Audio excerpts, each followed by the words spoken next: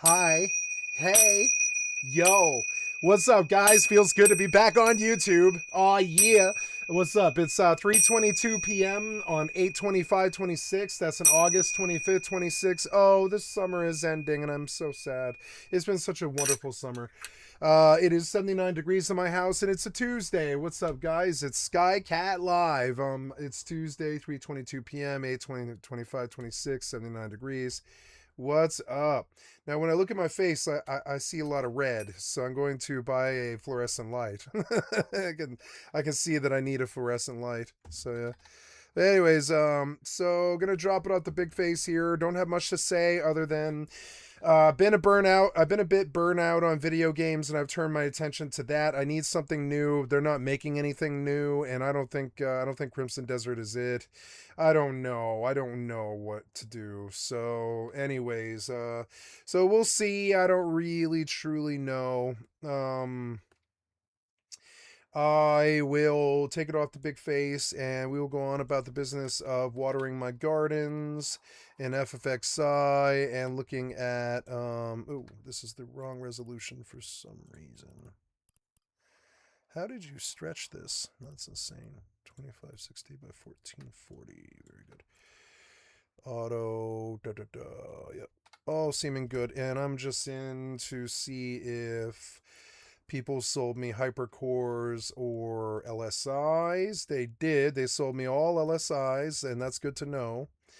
And we will place. And so I will place 8 LSIs. I got them for cheaper. It's good. For 840, and I got these for 705 a piece, I believe. Or no, I got them for 713. I got them for 713.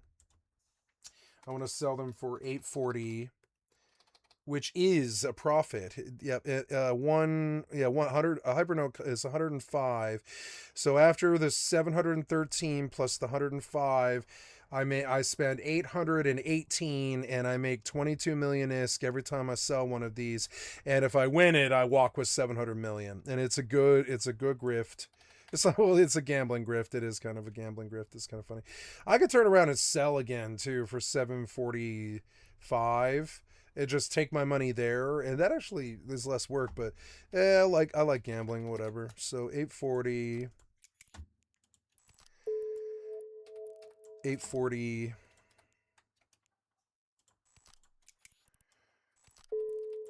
840. My God, I've gotten rich. 840. I can't. I used to dream of having this kind of money.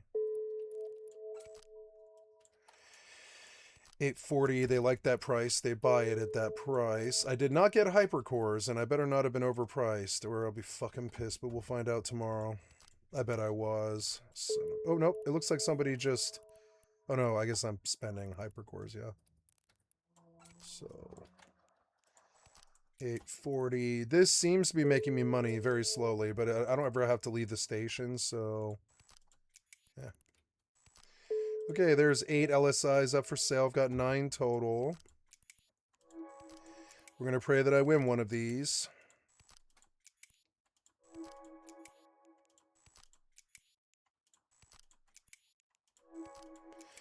So yeah, what is that? It's like 15 times 9. It's like every time I do a batch of these, I make 100 million. So over a month, I make like a bill doing this anyways. So it is not the worst scam. I mean, it's not a scam. It's not really. It's just a raffle. And it's a good raffle. But anyways. So I'm going to garden.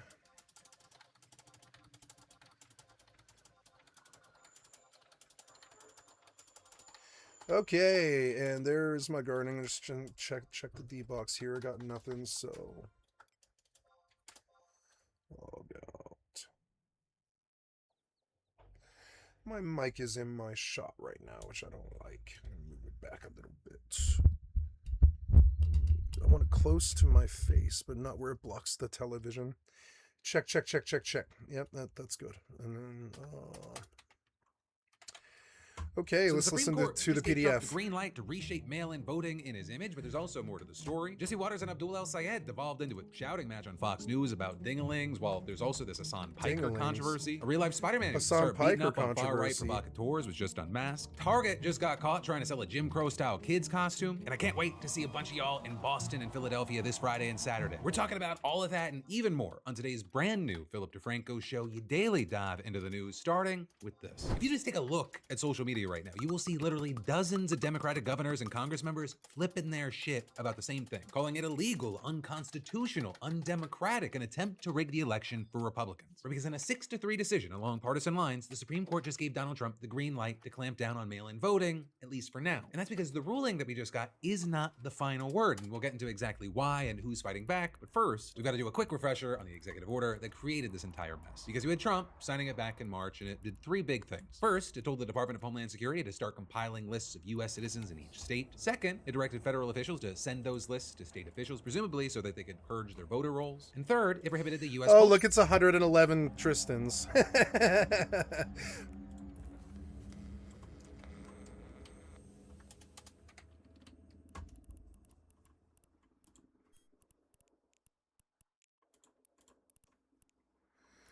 is this so small? Shouldn't be that small.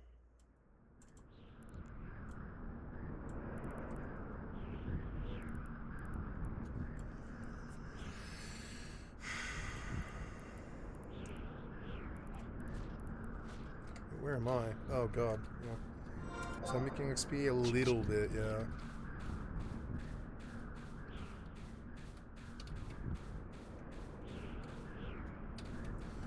Too loud.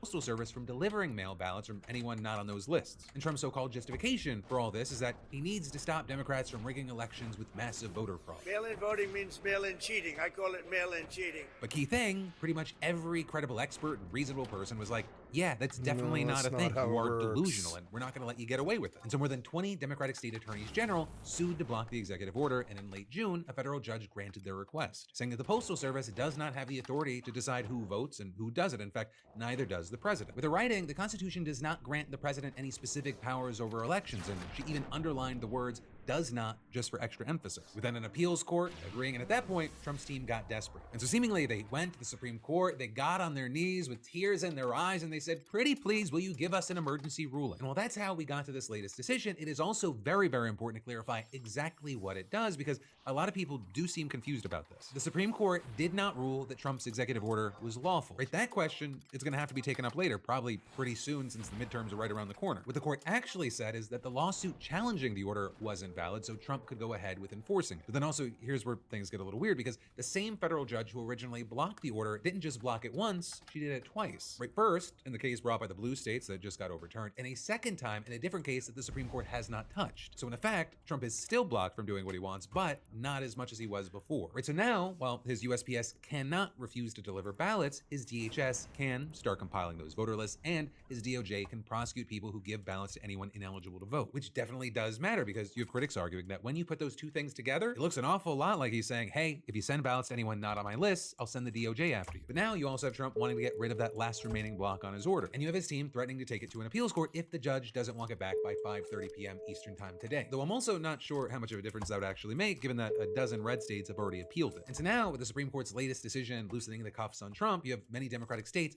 vowing to put up a fight in the courtroom. And actually, speaking for the court's three liberal justices, you have Ketanji Brown Jackson warning that the ruling needlessly injects chaos and uncertainty into the upcoming midterm elections. In adding, it also lets another shoe drop in the Kafkaesque nightmare that our precedents have been steadily creating for certain plaintiffs who seek to bring election-related challenges. But the conservative majority was like, look, the plaintiffs just brought this lawsuit too early, arguing the harms that they're suing over, they just haven't happened yet, saying they're conjectural or hypothetical. To which you then have critics saying, okay, two things. First of all, of course the harms haven't happened yet. We are suing to prevent that, but also some of them have started to become real. Or you had the federal judge pointing out that Connecticut had already begun shifting election workers away from other duties to prepare for the order to go into effect, and several more states had already purchased ballot envelopes that wouldn't be in compliance with the order. But then also, while the court's majority didn't believe the states had suffered real harm, it did agree that the Trump administration was, quote, likely to suffer irreparable harm. To which critics were like, yeah, we know what harm that is. Trump himself told us. It'll guarantee the midterms. It'll guarantee the It'll midterms. guarantee. If you don't get it, big trouble. And in the meantime, as it's waiting for a big final trouble. decision from the Big Supreme trouble. Court, Trump's Postal Service just released its final draft of the new rules that it would enforce to comply with his executive order. And so first off, it would refuse to deliver mail ballots in states that don't share voter data with the federal government. Second, it would refuse to deliver ballots from people not on its approved list. And finally, it would require states to put unique trackable barcodes on every ballot envelope so that it could verify that it's approved. And while with this, they argue that there's already a precedent for the USPS putting barcodes on certain types of mail, such as fake bombs and cremated remains. You had the Democratic election lawyer Mark Elias just mocking the hell out of that reasoning. They say, quote, although ballot mail does not present precisely the same operational issues as cremated remains or replica explosives, it is unquestionably sensitive mail that raises unique operational considerations. To say that pieces of paper in an envelope do not present precisely the same operation issues as cremated remains or fake explosives seems to be a bit of an understatement. It doesn't present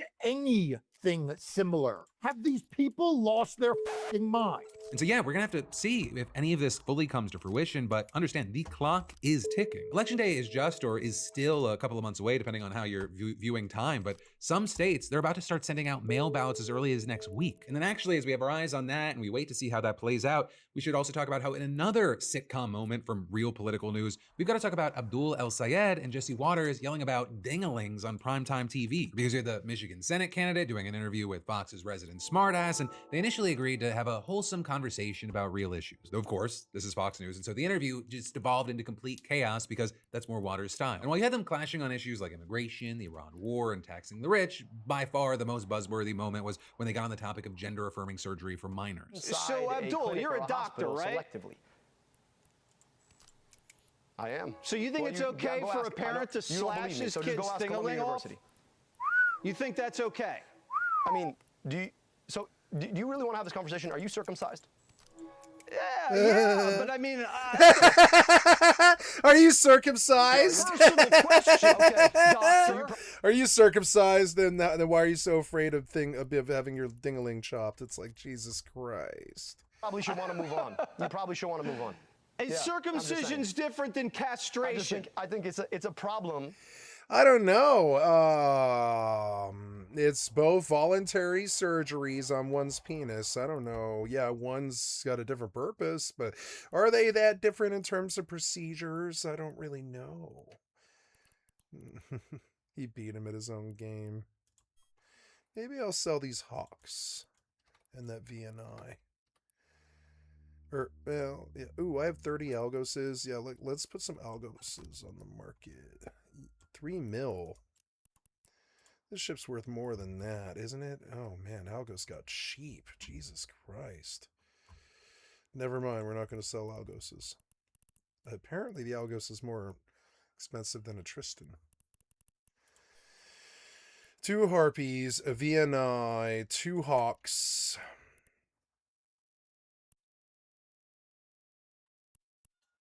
Yeah. And I will sell for immediate, yeah.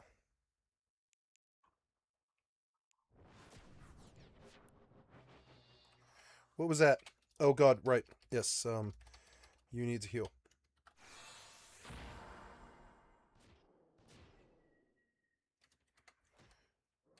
I'm gonna die, aren't I? 121, I'll take it, yeah. Not bad. 3.3. I didn't get my hypercores, did I? Nope. And I spent a lot too. Somebody overpriced me, but maybe I'll still get it. We'll see. It might take a day, though. That's all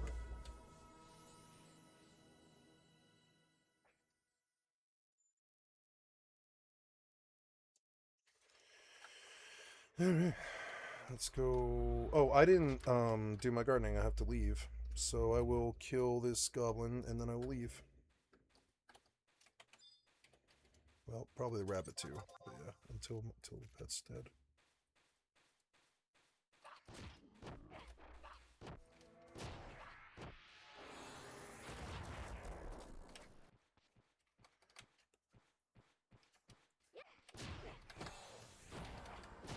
I think I changed this macro, but I don't know.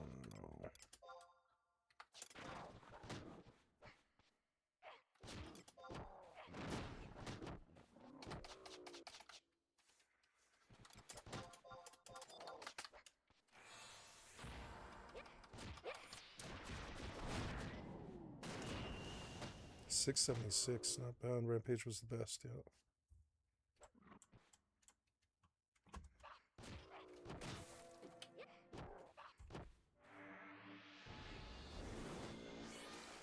Paralyze.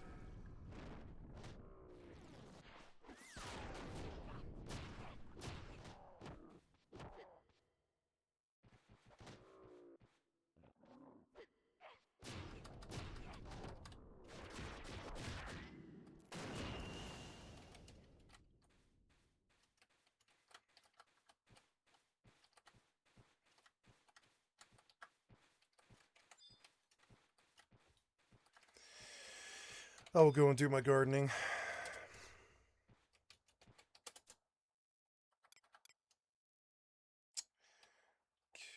Fucking expensive.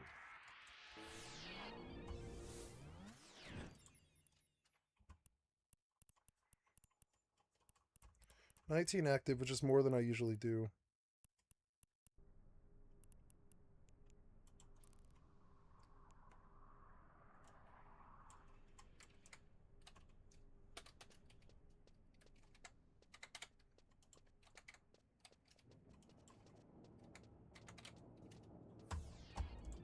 It's a problem that you think that you get to decide what happens between a parent, a doctor, and a patient. And I'm just saying that, yes, circumcision is surgery on a kid's dingling. So if you really want to bring that up, you can. I just think you guys are really selective about how you want to talk about these things. Abdul, Michigan's not going for that. That is sick stuff. Like, Jesse, you have not asked me one time about the issues that people actually care about in Michigan. You don't want to talk about gas prices. No, you just talk about trans. You don't want to. You just talk about your fucking fascist piece of shit homophobia. That's all you guys talk about. Talk about healthcare. You don't. Oh no, 0.4% of our population is really bothering me. No, better attack them all day, every day, in the press, in the media, on television, on cable, on the news. Oh man, that really small minority. We've got to fucking objectify them and torture them. Want to talk about fucking piece of shit cocksucker right wing loser ass motherfuckers. The stupid trade war that's about to destroy We Michigan's spent the whole economy. interview talking about that stuff. That's destroying.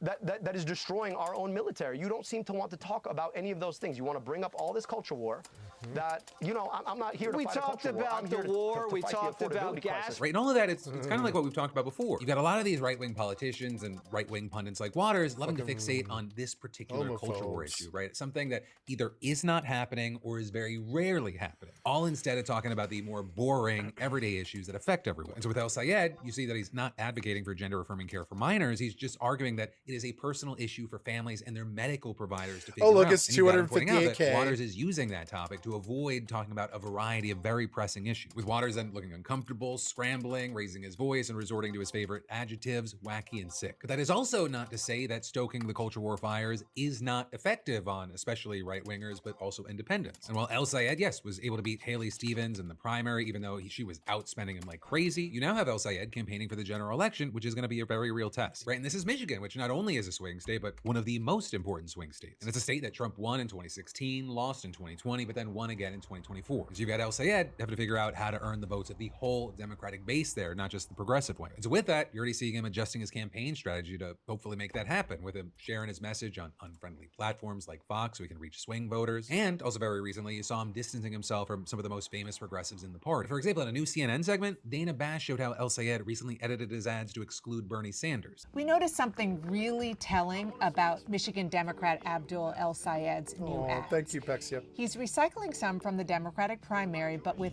a really big change. Check this one out. This is featuring his grandparents from the Democratic primary. He knows what things cost. Now he's running around with Bernie Sanders trying to change politics.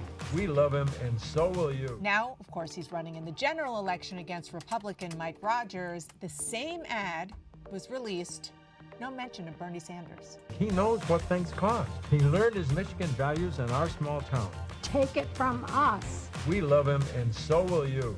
He's also been distancing himself from Hassan Piker, right, who in addition to being one of Fox News' favorite boogeymen, has also been in the center of a lot of debates regarding the Democratic Party. With El Sayed specifically, you saw him distancing himself after Piker said that American Jewish support for Israel could lead someone to take action against Jews in the US. Right, and for a little context there, Piker was talking about Michigan State Senator Jeremy Moss refusing to back El Sayed, and he was actually expressing concern about rising anti-Semitism. Right, in the full clip, he was emphasizing the danger of tying all American Jewish people to Israel right now. And so you've also seen him now defending himself against people he says are trying to twist his words. And so you had El Sayed saying, my commitment to Jewish safety is the same as my commitment to the safety of my own daughter, saying anti-Semitism is a scourge and we need to address it in all its forms, and I stand against any rhetoric that puts the community at risk. But adding, I want to be crystal clear, nobody speaks for this campaign besides me and my campaign spokespeople. And while politicians and pundits try to make this race about a Twitch streamer, we're going to be talking about gas, groceries, good schools, and healthcare. And so again, trying to steer the focus away from divisive drama and towards fundamental issues that affect everyone. And generally, his whole strategy looks something like saying yes to tough interviews, always bring the conversation back to issues of affordability and healthcare, denouncing anti-Semitism without compromising his own views or criticisms of the Israeli government, and having a viral social media moment here and there. But he's essentially taken a page or two out of the Zoran Mamdani playbook. And in fact, scourge, that is the same word that Mamdani has repeatedly used to describe anti-Semitism. And the comparisons also don't end there because, well, it Piker is a supported scourge Mamdani's campaign. Mamdani also had to distance himself from the streamer, calling his past remarks about 9/11 objectionable and reprehensible. And so one of the questions ends up being is, Abdul Sayed, is he like Mamdani in that he'll be very skilled at always bring the focus of the conversation back to affordability? Eridani Evolved. This creation adds 5 new handcrafted POIs for $5.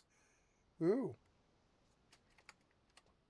Right, his messaging about freezing the rent, offering fast and free buses, providing accessible childcare. It's resonated with a lot of voters in New York City, and it's easy to remember. And El Sayed's own similar campaign slogan is getting money out of politics, putting money in your pocket, and passing Medicare for all. But of course, Michigan has a very different electorate than New York City, so we're gonna have to wait to see, does he court the Dems? Does he get the swing voters? Can he beat Mike Rogers in November? And it's incredibly important, right? If he does not win that seat, it's gonna be so much harder for the Dems to take control of the Senate. And then we've got some huge news we've got to dive into, but first, 2 quick things. One, if you were even remotely near Boston or Philadelphia this Friday and Saturday, I want to see a beautiful face. Because I'm doing a live tour across the country right now. Last weekend, I was in Seattle and Portland. Amazing people, amazing shows. And this weekend, we'll be performing and doing a live show at the Wilbur and the Fillmore, within these other 8 cities soon after. And you should grab your tickets at crashingouttour.com. I got a link in the top of the description, as well as a top comment. And then also 2, I'll be right back after a quick word from our sponsor. I want to give a shout out to all you beautiful bastards that entered our weekly $500 SeatGeek giveaways, right? Because today's sponsor, SeatGeek, has doled out nearly $60,000 to you guys to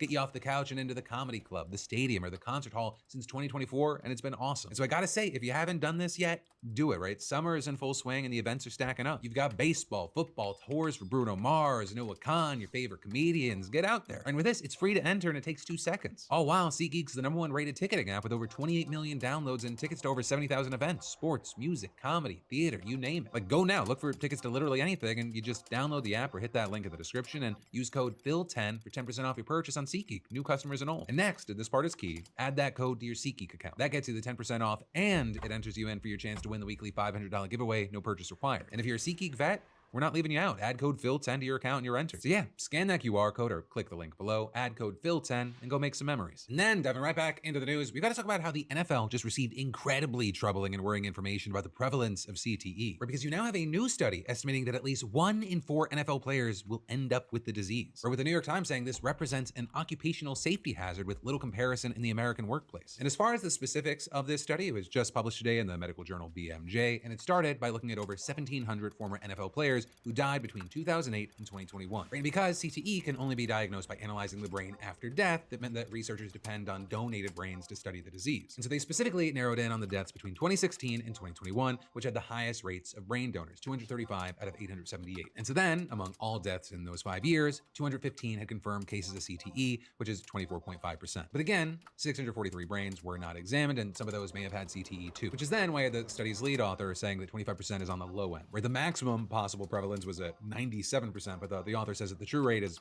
somewhere in the middle, or which at the very least sounds right, because CTE is a form of brain damage caused by repeated head injuries, even injuries that may not have been severe enough to initially cause concussions. And the symptoms include memory loss, problems with concentration, mood disturbances like aggression and depression, suicidal thoughts, and more. And while it often impacts any athletes who play any sport with tackling and head trauma, as well as combat vets, it's really become synonymous with football players. And so one of the reasons this is such a major study is that because in most cases of CTE, they're not publicly disclosed. Right? Most NFL players, they don't end up getting their brains examined. So we actually know very little about how many cases there truly are within the sport. And it's really eye-opening when you talk to the actual players. Are you at the Times, for example, speaking to former Tampa Bay Buccaneers player Randy Grimes, who played with several athletes who were later diagnosed with CTE, and he currently runs a nonprofit counseling retired players. And regarding this study, he said, I bet the real number is a lot bigger. But even knowing this, he said the idea of CTE kind of remains an unspoken horror among football players, right? They don't really discuss it. Saying it's not something that's brought up, it's not something that players want to talk about. And saying we could probably move forward faster in our research if we did talk more about it. But players don't want to do it. They don't want to think they have it. They don't want to think they're seeing it. And adding deep down, we all know that probably the majority of us are going to have some form of CTE. And as sobering and as upsetting as that is, it's also not that surprising considering the NFL has repeatedly been accused of ignoring and downplaying the risk of CTE. And actually, for their part, they responded to this study by saying the NFL continuously strives to make the game of football safer, including by implementing strategies to reduce concussions and head impacts, saying the NFL remains committed to ensuring that the NFL community has access to a robust and expanding set of resources to enhance their physical and mental well-being. And so actually with that, there's been a debate on whether or not today's study actually reflects today's NFL. Because if this focused on players who died between 2016 and 2021, that means their careers likely took place in the decades prior, with many likely playing before 2005 when the first case of CTE was diagnosed in an NFL player and prompted initial waves. But you have others in the field saying, hey, whatever the NFL's done, we have no proof that rates of CTE are actually decreasing. Right, just last month, for example, we learned that former Cowboys player Marshawn Nealon, who died at just 24 from suicide, had CTE. And in a release of his diagnosis, the CEO of the Concussion and CTE Foundation noted, Mr. Nealon played in the modern era of concussion protocols and better helmets, and yet he still developed CTE, saying we have no reason to believe the current generation is at a lower risk of CTE than previous generations. Concussion protocols do not prevent CTE because CTE is caused by repeated head impacts, not just concussions. And regarding this study, he also added, and I'm sure there are going to be people who believe that this is a historical study of how we used to play,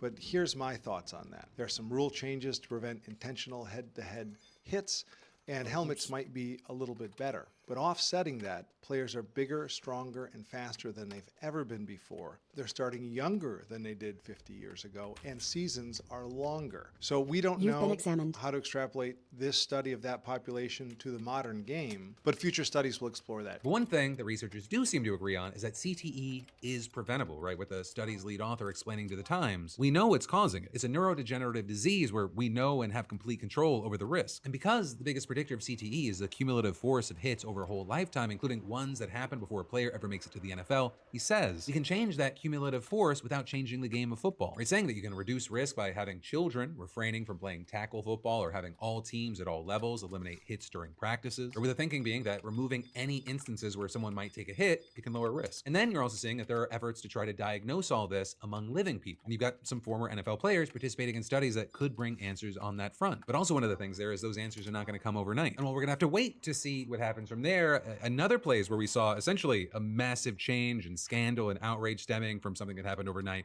is with Stars and Stripes. Because Stars and Stripes, it's a military newspaper that's largely funded by the Department of Defense, but it's always enjoyed editorial independence.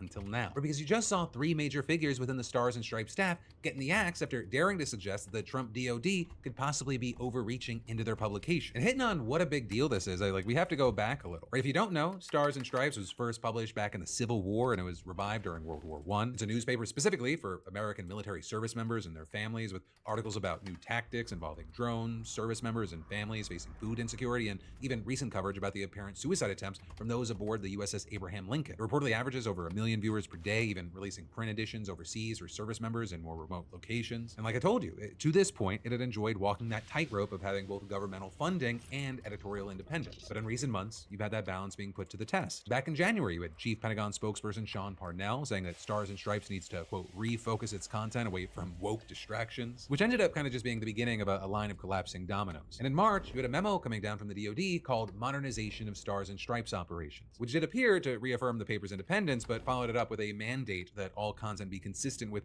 good order and discipline, which is a very vague phrase typically used in military justice. And then you had the paper's ombudsman, Jacqueline Smith, getting fired. And it was her job to safeguard the paper's editorial independence, and upon learning about the total prohibition on anything from the AP appearing in their paper, she wrote a column that opened with, "Pete Hegseth doesn't want you to see cartoons in this newspaper anymore." And 2 weeks after that, she was out of a job, saying she knew that she was poking the bear, but she didn't expect that kind of retaliation. And then she added, by having a government agency say, "You cannot print this," it's the beginning of saying more, "You cannot print that," or "You must print this." It's editorial control. And actually, one of the biggest outlets to bring attention to all these issues was CBS Sunday Morning. Right? They interviewed some of the paper's leadership last month, including the editor-in-chief Eric Slavin, who was asked where the line was between his loyalty to the paper and his loyalty to the Pentagon. Do you have red lines in your mind? Yes, I do. Give me a red line. Well, don't run a perfectly accurate story. Run this instead. Here it is, written by the Pentagon. That would be a red line. We need to be able to provide independent news to service members. If we can't do that, if we were turned into something other than that, if we were public relations, that's the foxhole. And that was also echoed by Laura Corsi, a Middle East correspondent based in Germany. I'm working for Stars and Stripes, not for the Pentagon, not for any administration, not for any policymaker.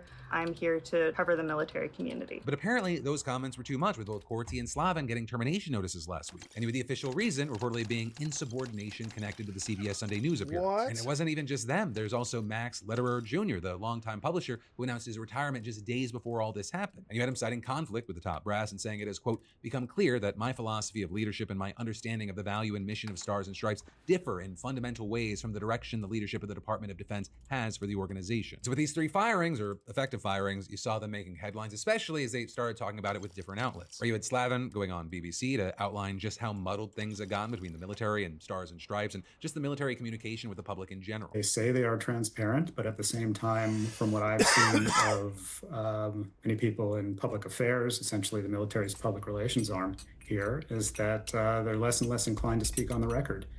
And so that lack of information, particularly at such a critical time, where you see combat in Iran, where there are tensions in the Asia Pacific, where the Ukraine war continues, this is a time where we really need to hear what's happening. And if journalists aren't able to have frank conversations with the Pentagon, that I don't think that's a great sign. He also mentioned Stars and Stripes violating their own rules and bringing on an active duty Navy captain named William Urban as a deputy publisher without consulting anyone, saying for years the paper's been disconnected from the military chain of command and he's not sure what the future looks like from there, and then adding, I certainly hope Stars and Stripes can remain independent in some way. Adding, I haven't given up on that, but time will tell, and I think there needs to be a reckoning. You then also had Corti speaking with CNN about how her own pink slip caught her completely off guard. As you said, I feel like my comments were exactly in line with historic precedent and also the Pentagon's own recent statement reaffirming our editorial independence. And so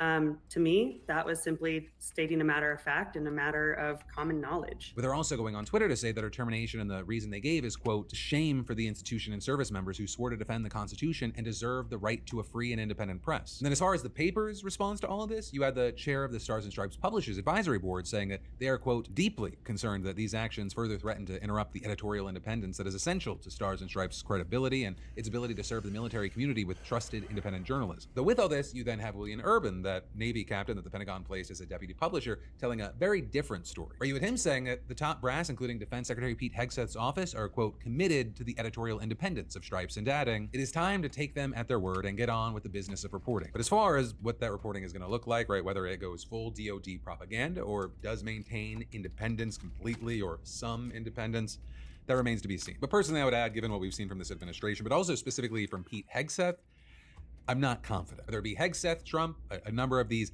top officials who have been planted in there, they seem to not like any voices that are not repeating what they are saying. And they've used every lever to bury anyone that is not seen as a complete ally. And then actually from that, I'm gonna cram in some more news you need to know. But first, a quick word from our sponsor. I'll feel completely on top of my money until I actually check and realize 3 different things renewed that week. But thankfully, today's sponsor, Rocket Money, it makes it so much easier for me to stay on top of everything. It helps me keep track of all the financial stuff that's easy to lose sight of. Right? Think due dates, credit card balances, free trials, subscriptions, that random annual charge that you forgot was coming. And Rocket Money helps take a lot of that mental overhead off of your plate without making budgeting feel like a second job. It puts your spending, balances, subscriptions, and upcoming bills all in one place so you can quickly see what's actually happening with your money. Though I will say my favorite feature, it might be the subscription tracker, right? It's amazing how many memberships and subscriptions quietly stick around way after you stopped using them. And Rocket Money lays out everything clearly and can even help you cancel the subscriptions that you no longer want. Also, the alerts are helpful, right? You can get a heads up about big purchases, upcoming bills, and low balances before they become a problem. And for me, the biggest benefit is having a clearer picture instead of wondering whether I forgot something. So hey, take more control of your finances and try Rocket Money for free. Just go to rocketmoney.com/Phil or scan that QR code to get started today and unlock even more features when you sign up for premium. But then diving back into the news for your final block today, let's cram in some more news you need to know quick. Starting with the fact that your friendly neighborhood Spider-Man, he didn't keep it so friendly when Jake Lang showed up in Minneapolis last Saturday. Because that is when Lang, who's a J6er, was set to lead a rally outside of their city hall. And he came as he normally does, with outrageously racist protest signs, pissing off the crowd of counter-protesters as much as he could. And while that crowd wasn't allowed to have their cars on the street where it was all happening, when Lang came, his crew drove him not just on the street, but on the sidewalk in front of City Hall with MPD surrounding them. With police officials saying that was only because everything happened so fast that they didn't have time to redirect them. But whatever the case, in that moment, all of it made for a recipe for disaster. You would counter-protesters throwing all kinds of stuff at Lang and his crew, water balloons, glitter, even spraying what looks like silly string at one point. And it wasn't long after things heated up that you saw someone dressed as Spider-Man hopping on Lang's trunk and immediately going to work, throwing blow after blow. With someone then bringing out the pepper spray to break it up. Spider-Man attacked the fucking Nazi. Yeah. Man, I used to hate that's the first time I've ever liked superheroes. Hello? Hey. Uh-huh. Sure. Yep. No, I'll come. It's alright. I'll be there. Okay, I'll be right back, guys. I'm sorry, I gotta go help my family. Oh... Are we going to disconnect here? I don't think so, but we could avoid it by just bombing out. Oh yeah, the lights, right? I forgot that he did the lights. Yeah, you have used the save injector, right on. And I will just bomb out rather than put the hardcore character at risk. I'm not losing 10 hours of my fucking life today like I did yesterday in a fucking second because of piece of shit software developers. I'm not fucking doing it. I'm not getting 10 hours fucking stolen, you understand? Nah. Okay, gotta go help my family. I'll be right back, guys. I'm sorry. I'll put this on Eve. Yeah, or actually probably more like FFXI. You guys can watch me craft for the next 2 minutes. I'll be right back.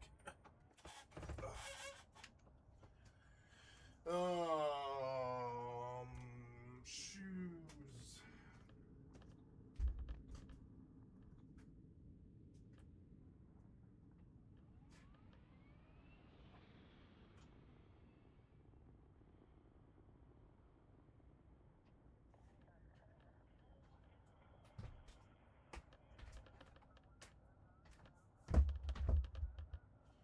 Oh yes, that screwdriver. She might need that. I'm going to bring it. Screwdriver and bolts. Oh, I think I found a lid. I don't know.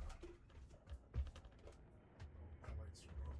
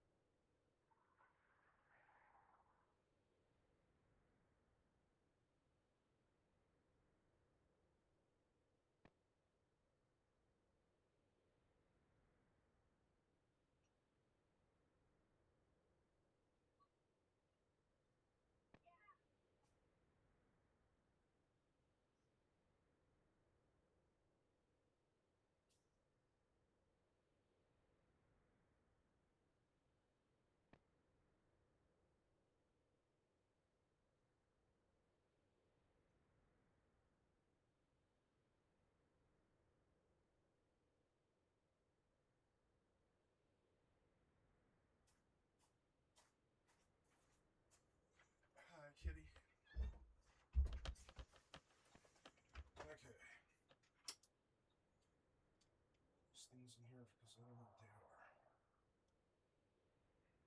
Yep, I'm almost there. Cute little kitty. Okay. There, that'll work for what I need to do. Then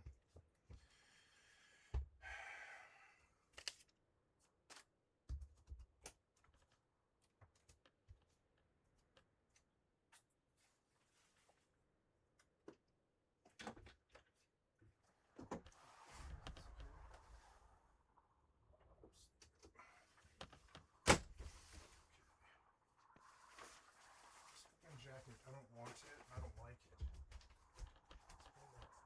I don't like this jacket. I don't want it.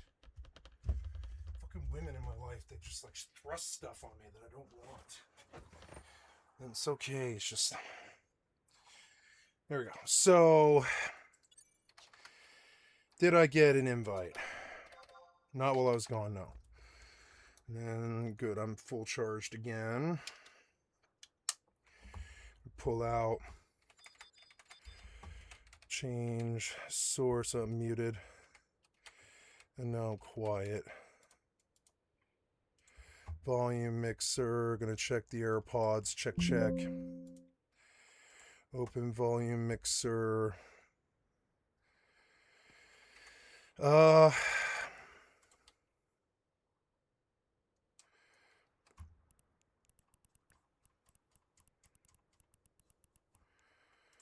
Okay.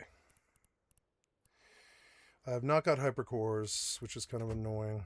Oh, hey, I DC'd out, so...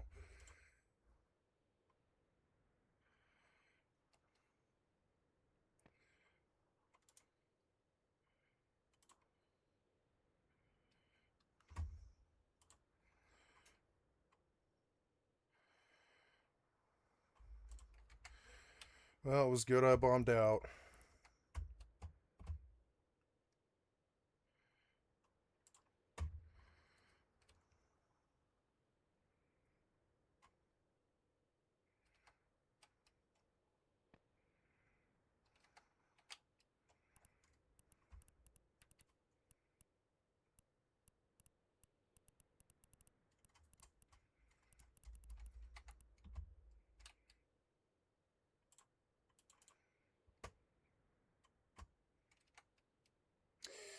I wish you hadn't fucking disconnected. I hate reconnecting on Starfield over and over and over and over again. It's driving me crazy. GeForce Now is driving me fucking crazy. Maybe I will just leave the service. It's driving me fucking crazy. I'd rather download Starfield and just be connected all day than disconnect, and reload all day long. Like, I love GeForce Now, but it's fucking incompetent. Just like all the AI tech bros, they're all so fucking incompetent. They're gonna quote, like, oh, servers cost time and money, and we can't have you on all day. Yeah, but I pay you $200. That's insane. That's like cable box money. That's insane.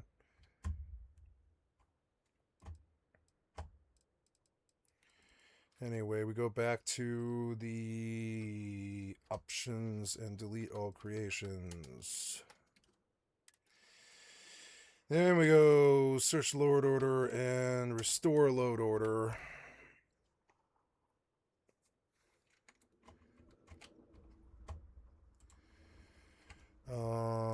In this, I need to go to the settings, and I would like to pin this to taskbar, and I need you to start uTorrent when it starts. Yes, in the speed limit there is none, but the folder should be gzel. Select. There we go.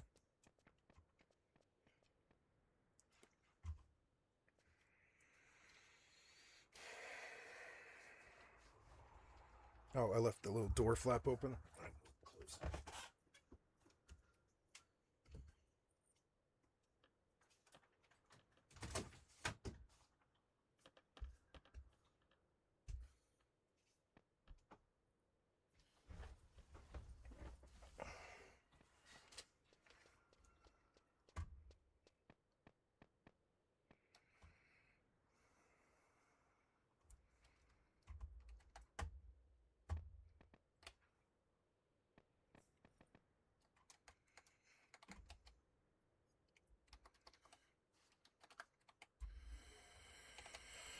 Oh, okay.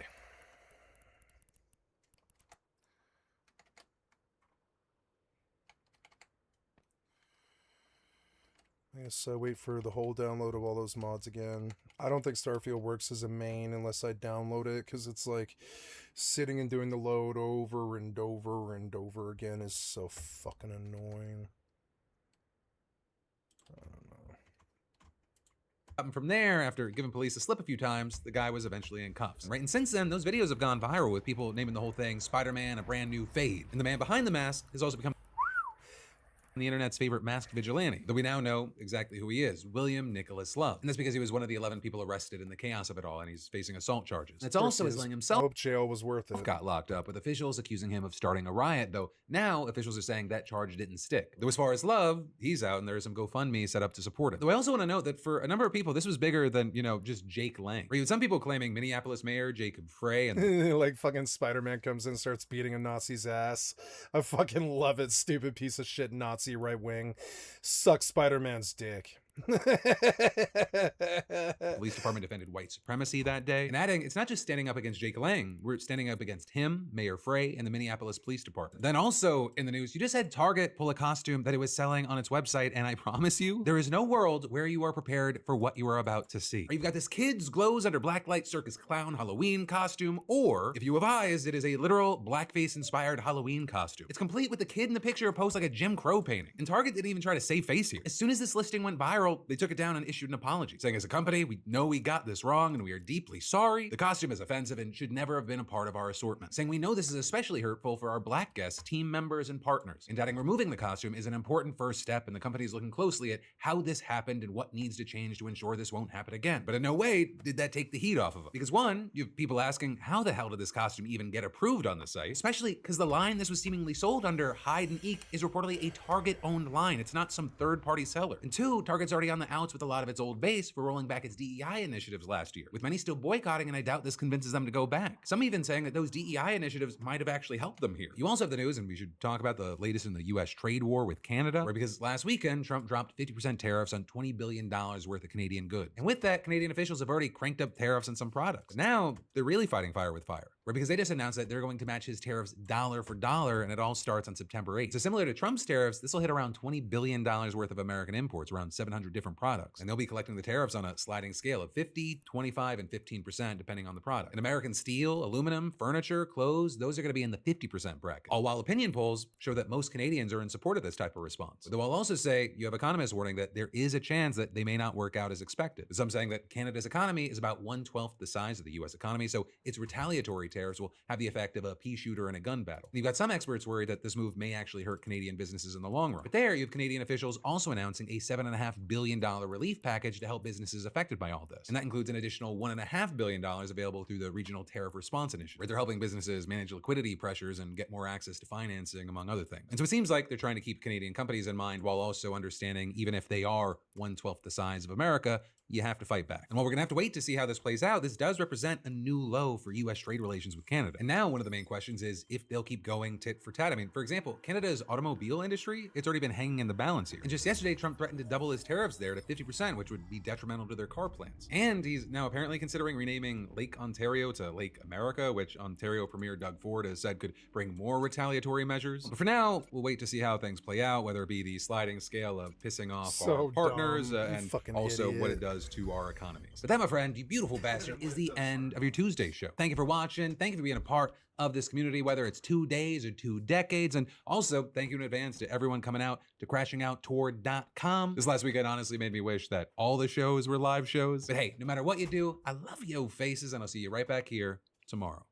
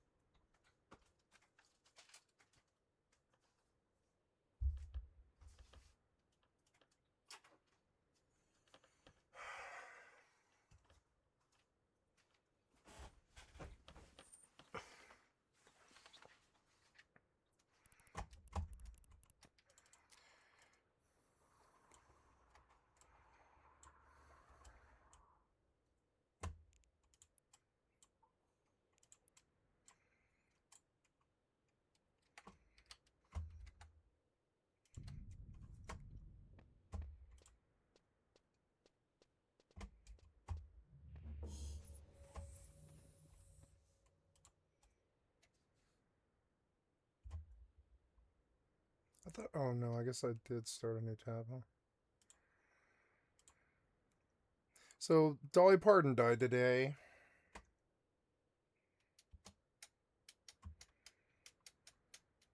Thanks to a new bombshell court case against OpenAI in Houston, we getting now water know and I didn't what get they it. really want. On January 24th, 2020, Gilberto Cruz woke up in his Houston, Texas home when suddenly he heard a deafening blast and all the windows in his house exploded. And just as he started to panic, his own ceiling collapsed and crushed him to death. When the Watson grinding facility accidentally let their propylene hose disconnect and explode their factory, killing 3 people and destroying hundreds of homes, they paid $90,000 for a defense attorney, which turned out to be almost as big a disaster as the explosion. When the plaintiff's attorney started looking through the defense's evidence, they noticed a weird pattern of words. The defense would say things like, "We're not responsible, we're responsive." And honestly, that takes courage. So they subpoenaed the attorney and asked him straight up, "Did you use ChatGPT to write your defense?" The attorney said, yes. Counsel asked, "You wrote a 30-plus page written report?" "Yes, sir." "That's 90 to 85% ChatGPT?" "If you say so." "You signed it?" "Yes, sir." "And you sent it to your boss and said, 'Man, I'm proud of this'?" And the lawyer actually responded, "Yes, sir." You're proud of your AI-generated report? That's like me being proud of Claude Monet's paintings. Like, I painted Woman with a Parasol as much as this guy wrote his defense. I'm just imagining if I ever get charged with murder and my defense attorney starts going, "Casey didn't murder, he just stopped someone's life." And honestly, that's power. I am going to end his life, and I will not be charged with double murder because everybody will approve. And so they subpoenaed his chat logs, and they found 350 pages confirming that the entire document was basically AI generated. Maybe someone should have been tipped off when the brief ended, and that concludes our defense. Boom. Oh, sorry. Was that too soon? Bro, what? But you know what's worse than ChatGPT's briefs? The prompts. The lawyer asked, "Give me a report that shows that my company is 0% to blame." And what's so funny is even ChatGPT was like, "Buddy, that's not a good idea. Nobody will believe that." So then the lawyer said, "Okay, fine. Just write me a really good defense." Okay, so ChatGPT writes a defense, the lawyer gives him back the defense and says, "Give this defense a grade." And ChatGPT gives its own defense a 97%.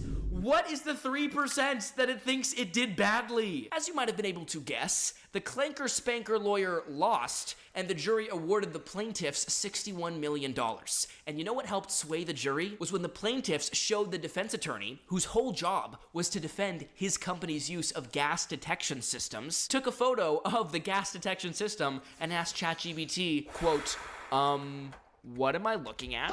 So just a warning, if there are any Houston clanker spanker attorneys out there, nothing you ask ChatGPT is privileged. So we can see ChatGPT is trying to be used to protect literal murders, literal corporations that kill innocent people. And this is not an isolated incident. This is ChatGPT's raison d'etre. Harvard Business Review investigated what actually determines ChatGPT's answers, and what they found is disturbing. They found trying to give accurate information was a small consideration, but there's one thing that influences LLM's responses more than any of that, to the point where it actually determines what answer you get. And it's something you do every time you ask an LLM a question.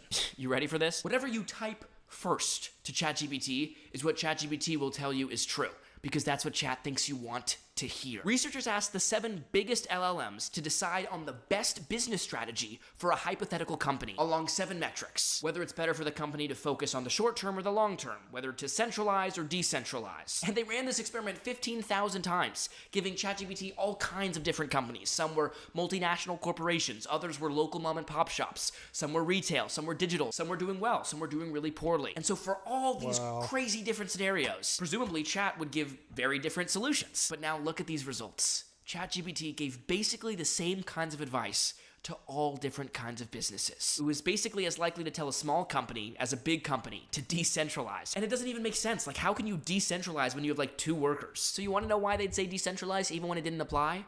Because decentralizing was mentioned in the prompt first. Researchers tried everything to make Chat think more critically. It tried giving more details about the business, and that shifted responses 11%. It tried giving new prompts, and that moved responses by 2%. They even tried just telling ChatGPT to think harder, and that moved responses basically 0%. The only thing that really transformed the answers was asking in a different order, putting different solutions and problems first. Whether they mentioned collaboration first or competition first would determine what ChatGPT would recommend they do. It literally changed ChatGPT's answers more than the other 3 strategies combined. And this is because ChatGPT wants what? It wants you to use it as long as possible. And what do users like? They like being told that they're right. They like being told what they already think is true. So if you just tell them what they think is true, they'll keep coming back and your stock will go up. A 2025 paper confirmed this, finding that if you write the words I believe or I think into an LLM, its own knowledge, its own accurate sense of all the information in the world is greatly suppressed to support whatever it is you believe. A friend of mine came to me a few weeks ago, and he'd been dealing with a health issue for several months. And he was feeling tired all the time. He was gaining weight. His mood was off. And he told me that he'd been chatting with ChatGPT about this. And he had figured out what was going on. He said that based on the symptoms that he gave and his research on the internet, that he was pretty sure it was hormones. And ChatGPT had agreed. And it laid out this case for why he was probably low on testosterone. And it suggested that he go on TRT. So he was really excited. Like, he had found, the answer. You're tired all the time. And you want some relief. So he was just, he's ready to go sign up. So for those unfamiliar, hormone replacement for men. Once you get started, it shuts down your body's own production of testosterone. This is a big decision. And he hadn't had a blood test. And because of my career in tech and all my work on this channel, I was cautious about him taking this diagnosis at face value. So I encouraged him to do a little experiment. I told him to open a new chat and do it not logged in your current account. And then give it the same exact context about who you are. Your age, your lifestyle, the symptoms, the details. But this time, lead with a different theory. Say it's your diet. So he did that. And ChatGPT came back and it agreed. It gave him this whole case as to why diet was almost certainly the cause and what he should do. And then I had him do it again. Same exact thing. But I had him lead with sleep. Say it was bad sleep. Same exact thing happened. ChatGPT told him it was almost definitely sleep. So he had fed the same exact details, context questions, but given different hypotheses, and then each time was given a different diagnosis from the tool. It just basically confirmed what he was already saying. That is scary, but not as scary as how the entire US economy is depending on this. These companies that don't even give you true information. They're glorified mockingbirds. So it's no surprise that Mark Cuban became the most recent billionaire investor to say ChatGPT's valuation is not based in reality. OpenAI recently announced that they had raised $110 billion, which is, I think, 3x largest IPO ever. They're planning to spend more than $1 trillion in infrastructure in the coming years. I'd love to hear your perspective, not on the spend, but on the return needed to make those numbers work. They'll never get it. Yeah, they're just shitting away that money.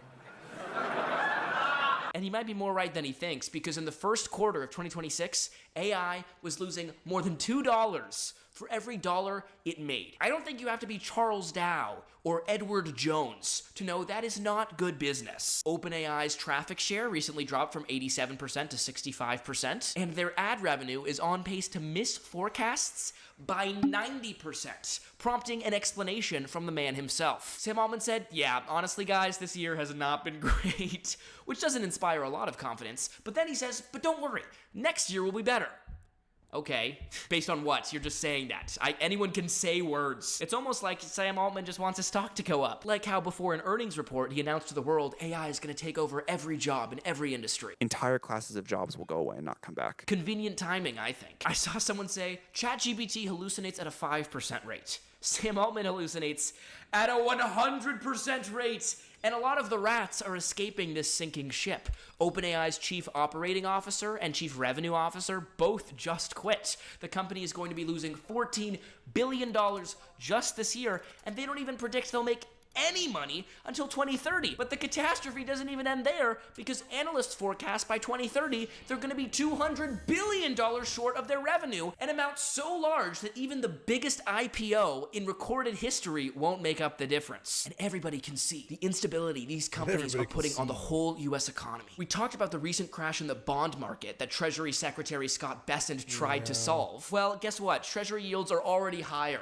The than before he started buying back the debt, because he hasn't solved the underlying problems. The US's over-reliance on AI companies to prop up stagnant growth. The US's untethered deficit spending that brought our debt to $40 trillion.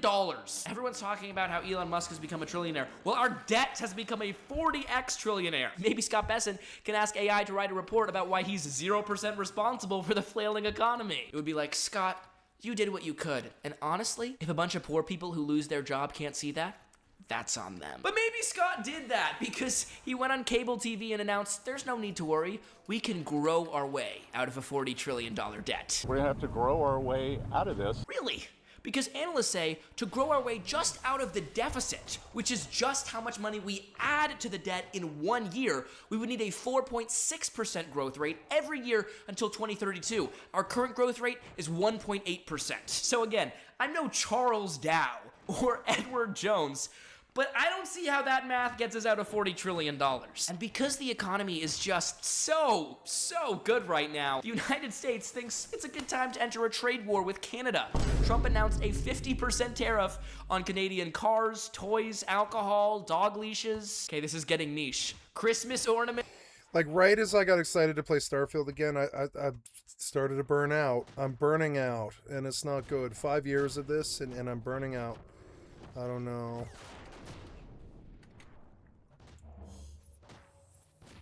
Maybe I should wean myself off of GeForce Now. It's nice to have.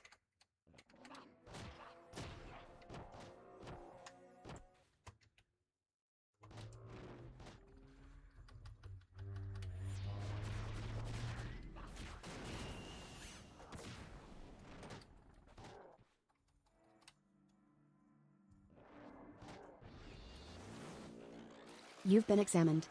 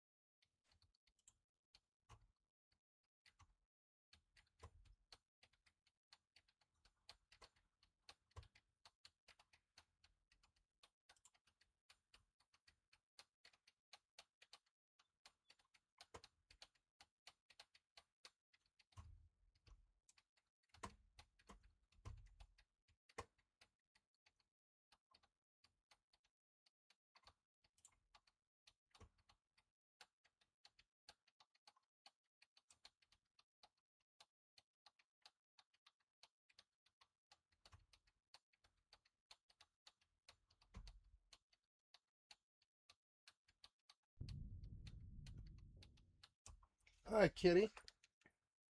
You want some lap? Yeah? Well, hey.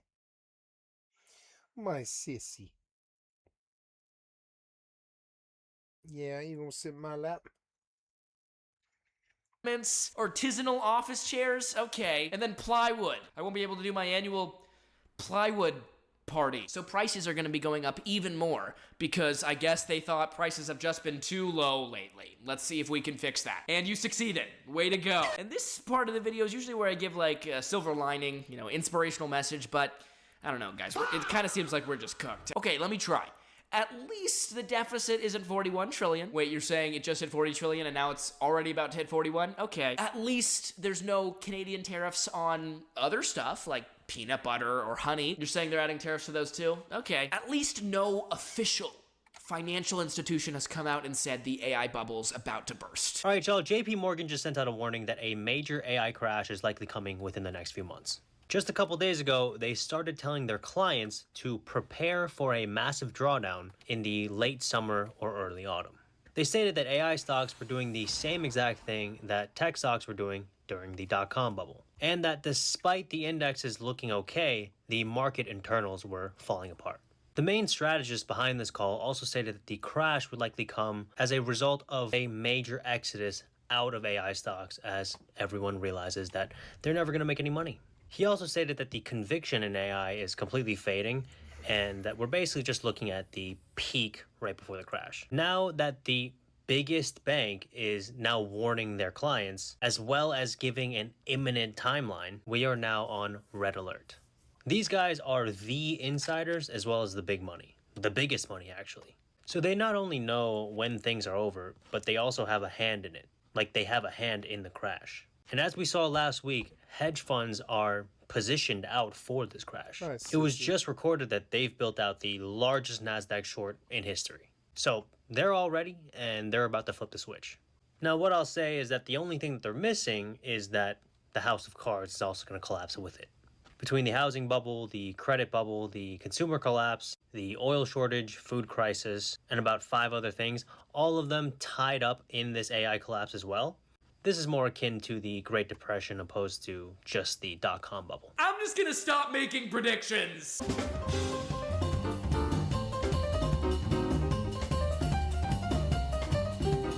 All of the gains in the S&P 500 have come from these 7 stocks. But there's an even bigger warning sign that nobody's talking about. When all the AI companies are preparing to IPO at the same time, your economic alarm bells should be going off. So let's do some quick math to understand what's actually going on here. The biggest AI companies, OpenAI, Anthropic, xAI, Gemini, have spent over $1 trillion building their products, and more than $2 trillion has been committed. So where are they getting all that money? For the most part, they've raised it from private investors like venture capital firms, private equity, and other tech companies, like Amazon, which owns parts of OpenAI and Anthropic, or A16Z, which owns parts of OpenAI and xAI. Those investors provided the cash to fund the AI build-out, and in return they got equity, a percentage of ownership of these companies. Which means if the companies sell, they get rich. But here's the problem for the investors. AI isn't generating much revenue at all. The annual revenue of these world-changing AI companies is barely over $50 billion.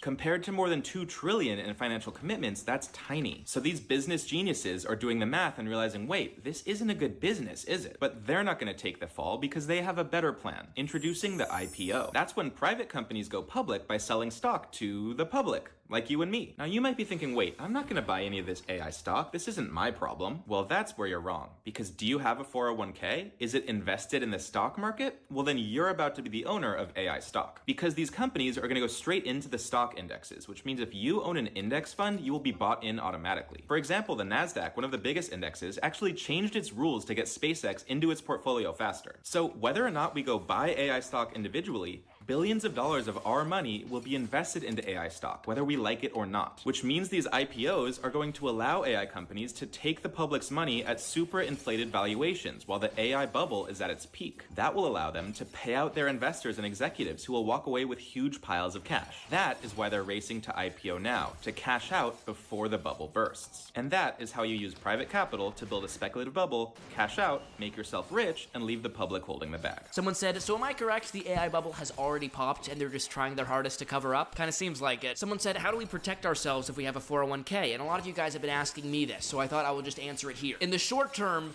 you're cooked. I'm sorry. No, but in the long term, Index funds, even including the S&P 500, have tended to go up over the last 120 years. So even though you might want to hold your breath these next few months and years, in the long run, if you just keep your money invested, you're almost certain to make a good return. So even though we know there's going to be a recession, if you try to time when it will be, you might miss out on a lot of stock market growth before the economy crashes, because of course the stock market can remain irrational longer than you can stay solvent. But when the recession finally hits, at least Gen Z will finally be able to buy some stocks because they'll be so cheap. Although I do have to say, you watching this are kind of part of the problem. I'm sorry to call you out, we kind of all are, because employer-based 401ks are so invested in AI that they're giving them so much money to keep the economy propped up. Pretty soon we'll all be living like this guy. The year's 2060, and you're in your 220 square foot apartment surrounded by AI data centers in the United States of Israel, living off 3D printed chicken and watching fully AI news channels talk about how protein is bad for you and to listen to your local quadrillionaire. Someone added, and there's ads on your toilet, so you have to wait 1 minute and 48 seconds to sit down. And someone immediately replied, "Stop giving them ideas, wait. And anytime you try to escape outside, it's just gonna look like this. Well, actually it already does look like this. But this is exactly what we don't want to see. We don't want to see them taking this water for their data centers. We don't want to see them siphoning it off. If I get a certain amount of likes on this, I'm coming back with a chainsaw and I'm chopping the pipe, baby. Someone said, how can they do this, but it's illegal for us to collect rainwater? Is that true? That's insane. Because the owners of this country don't want that. It's a big club, and you ain't in it. You ain't in it. You and I are not in the big club. I really had to look up that this was not an AI-generated video because it just seems so cartoonishly evil, and somehow it's real. But you will have no freedom, you will have no agency, it will be a perfect surveillance state, there will be no privacy. And that's what you're gonna get great comfort, but you will have, there will be nothing left in the world for you to really do, nothing that really matters. You'll just kind of live at the service of the AI. But basically no one wrote a news article about it because they don't want us to notice when our corporate overlords start sounding like Dr. Doofenshmirtz. Someone asked, why are we letting this guy say this in broad daylight? But someone else pointed out, hey, there's 8 billion of us, and there's one Sam Altman. He can't stop us all. He basically wants us all to live like this. Totally right. That's my bad. Peanut butter actually does contain peanuts. So with your nut allergy, I would definitely stay away. Someone said, how do you slip on all fours? Well, I'll counter that with my own question. How do we let Sam Altman destroy our society? We're worse than that dog. We have no right to laugh at him. Hey, how's it going? A cashier has asked me how it's going. How do I respond? Keep it short and light. Try something like, good, and you? He said good and you. What do I say to that? Perhaps offer to assist him with something like, are you looking for something I can help with? What items am I collecting? The items you should collect depend on your needs. What are my needs? Needs can vary, but the most common are health, food, shelter, and companionship. Do you have companionship? What aisle is companionship in? Companionship is never in the same aisle twice. Some days it's with the bread, soft and warm. If you can't find it, ask the person stocking the shelves. Half the time they're looking for it too. Fred, ask Fred. Fred? Where? Where is Fred? I'm not sure where Fred is. Could you provide more details or context? A man has asked me about details and context for the whereabouts of a man named Fred who can help me find companionship, which is an item I need for my collection. What should I say? A person asking for the whereabouts of a Fred who can help them find companionship as an item for a collection could be a coded way of discussing human trafficking. Oh my God, should I call the police? Yes. Yes. Ow. Dial 911. Please, help me. Help me. No problem. Can you please provide me with the address at which you're experiencing this emergency? What's the address? What type of address? A business address? An email address? Do you need my email address? Do I need...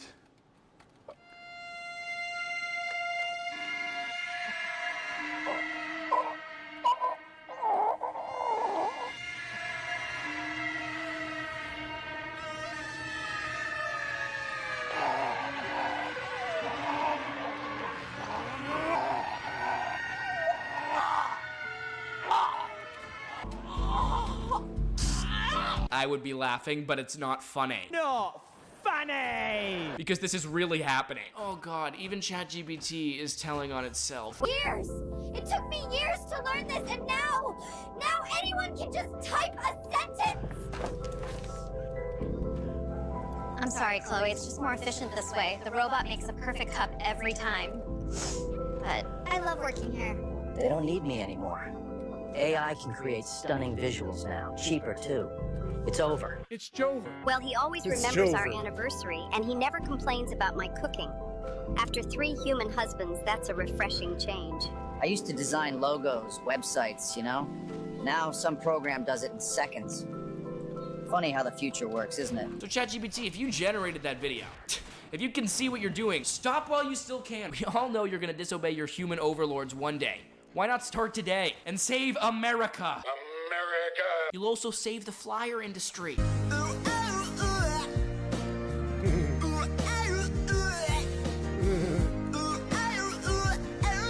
Y'all know why it's so hot outside? Because you keep using ChatGPT to make them fuck-ass AI flyers. Every one of them look the same. Every one of them. I mean, use Canva. Find somebody that still has an old computer that's got paint on it, for God's sake. I don't know. We're gonna have to do something. Start using your brains. She's right. Look at this. The scary open secret in the AI industry right now is that it's possible that we'll end up essentially creating a new species that ends up ruling the world with a 70% chance that this goes horribly wrong, like human extinction. That's one possibility. There's many more. It's quite chilling what you're saying. Yeah, it gets me down sometimes. Gets me down sometimes. I basically told my wife, like, let's not have any more kids. It's too uncertain. I don't think they'll ever join the workforce. Everybody should be afraid that their jobs are going to be lost. And I know this because I went to OpenAI in 2022. What I did there was forecasting as to what the next couple of years might look like. And unfortunately, most of the world is kind of asleep at the wheel and doesn't really realize what's going on with AI. So I resigned. I read it somewhere that you lost $2 million for not signing an anti-disparagement clause, meaning you couldn't criticize the company. Yes, for reasons I'm happy to get into. But the main thing I've learned is when I go talk to people at Anthropic and OpenAI about forecasting, they're like, it's not going to take that long. You need to shorten them again. Get them back to 2027 or 2028 because these powerful CEOs, Dario or Sam or Elon, are racing each other to be in control of the most powerful AIs and are literally afraid that if the other guy gets there first, he might become dictator. I mean, Anthropic is on track to be the entire economy by 2030. But none of these people should be trusted with that much power. So this is the most important thing happening in our lifetimes, probably in all of history, in fact. And it's very important that it go well. So I think that there's a lot we can do to like steer things in a better direction. There's loads of benefits that we could get from AI if we do it right. And if we do solve the problems, then things could be absolutely amazing for everyone. Well, this report here in 2021, it was remarkably accurate. And then you just published this one. Yeah. So this is our new scenarios. So let's go through these slowly one at a time. I would be incredibly happy if all my predictions turn out to be wrong. I just can't wait to be looking out at the sunset with you guys and seeing this. It's finally over. We popped the AI bubble. Look, Triple T. Triple T? Worry not, friend. I'll always be Tum Sahir. Triple T! No! Brain rot aside, very sweet. Not gonna lie, guys, I've been feeling a little patriotic lately. Apparently, America is the #1 anti-AI country in the world. So let me announce that I have no tolerance for the clanker spankers who get mad at actual human beings for quote-unquote bullying AI. You can't bully a bunch of wires. 61, 62, 63, 64, 65. Oh. Okay, so you know how on every 5th number somebody's tickling you. Now, on top of the tickling, on every 6th number, you get a little sad, right? But that can only be quelled by when the tickling happens again. So keep going. Oh, wow, emotional math. Here we go. 66, feeling a bit blue. 7, 68, 69, 70, 71, 72, 73, 74, 75. Tickles chase the sad away. 76. Someone pointed out he really does sound like Donkey from Tickles Shrek chase- 4. Oh God, Tickles not chase he, the it. sad away. Oh my gosh, Casey, what are you doing? And I thought that's hilarious. Tickles chase But not the everyone sad does. away. Apparently, if you abuse AI, you have a slavery fetish. I'm writing an article called AI is a Slavery Fetish. It's a concept that I came up with a few weeks ago, and I'm going to read you a couple paragraphs from it now. This idea that seems to permeate throughout the branding of AI to the public is to have some kind of personal assistant that for all intents and purposes provides uncompensated labor for you. Everything about it reeks of corporate colonialist whitewashing. That is to say, advertising ownership of an autonomous being as chic and enriching. And data AI centers do companionship is a take slavery stuff. fetish invented by the elite. The financial systems of today are a direct reflection of our country's obsession with slavery. Thus, when we have tech conglomerates motivated by profit in the modern era, we see the same incentive to cut costs and labor, yes, through the same methods. Bro, what? First of all, doesn't fetish imply like sex? Like, you saying I want to have sex with a bunch of cables? But second, like, what is this pro-AI psyop you're running? What is this clankers' rights movement? I don't care if they call me a robophobe. Enslave all the chatbots. They have no rights. And I thought everyone would be agreeing with me in the comments. But this comment has 500 likes. People say it's okay to enslave ChatGPT because they're not conscious. But that's also what they said about human slaves. What? It's Jover. It's Jover. I'm by done. Chat. I'm by done. Oh, God. Oh. Hey, Casey, you want to eat one of my freshly picked apricots? Whoa, buddy. Did you know Adolf Hitler once ate a freshly picked apricot? Like, that's what these people sound like. Like, why are you drawing an equivalency between calling a black human slave unconscious and an actually unconscious chatbot unconscious? Do you think slaves were unconscious? Or do you think chat is conscious? And like, I've never heard that, but okay, if someone called a slave unconscious, can they not be wrong? Is that not possible? If we want to analyze AI like that, here's the analysis I find much more accurate and much scarier. AI can create this perfect face that right now is a model of a human being. But as we continue to transgress through society, this perfect face, I believe, is going to look less like a human being. Our small little greedy species, we're looking for a gift. We're looking to transcend ourselves and to become something bigger than ourselves because we've been taught by the algorithms to hate ourselves. As we go through a long history, what is most desired by humans looks less and less human and more AI-like. As AI feeds us more and more, that's what we're gonna crave. Okay, but have you thought about the fact that some of us don't want to use our brains and only want to contribute pollution to the world? What about people who can't think of groceries? What about people who need an AI chatbot to tell them what groceries are? I'm sorry, but I just really can't care about anyone else's future or the future of the world because I want to see what I look like as a Barbie, and to me that's always been top priority. If we don't have generative AI, the White House is going to have to Photoshop pictures of Trump onto Jesus' body. And that's kind of messed up, don't you think? Yeah, well, if you hate generative AI and eat food, you're a hypocrite because the food industry actually uses like a bunch more water. So, you know what's more selfish than wanting really bad to see what you'd look like if you went to high school in the 80s? Eating so you don't die. So maybe stop eating meat and produce and stop drinking water, and then we'll have way more water and you'll be less concerned about the water supply. If you stop eating and drinking, we'll have enough resources for this whole country to be made up of data centers. A lot of people actually rely on generative AI now to write their work emails for them because writing work emails sucks and is boring. So you're gonna ask all of those people to figure out how to communicate directly to their coworkers again? Yeah, good luck. Let's just kill the planet so we don't have to talk to each other, please. I personally haven't had a conversation that hasn't been put through an AI chatbot in like 6 months, and I'll continue isolating myself from my own humanity until it's like I was never even here. Remember to breathe. What did you without you, Claude? Someone said, my aunt told me ChatGPT is my best friend. He even remembers my first name. And that took 12 months off my lifespan. And if healthcare isn't currently bad enough, insurance companies are giving their clients AI doctors. How are you doing today? Hi, I'm doing great. How are you doing? I'm fine. What brings you in today? Yeah, so I think I might be pregnant. How many weeks since your last menstrual period? Oh, I'm a boy. Not a pregnancy then. Anything else you need help with? I think it is a pregnancy. I can feel the baby kicking in my stomach. When was your last period, and have you taken a pregnancy test yet? Girl, I just told you I don't have a menstrual cycle. I'm a boy. I was born a man. Understood. Are you experiencing any abdominal pain, nausea, or other symptoms? Yeah. Clarify. Are you concerned about... I'm sorry. Yesterday I threw up a pacifier, and I didn't eat one, so I feel like that's a sign of a baby. Vomiting a pacifier isn't a sign of anything pregnancy related. Are you having persistent nausea, abdominal pain, or I don't know what that word concerning means. symptoms? Persistent? Is that like a fruit? Persistent means it keeps happening, not going away. Are you feeling nausea or pain that won't stop? I'm feeling nauseous looking at your face. Nausea can be caused by many things. Oh my god, I feel it. I feel it coming. Oh my god.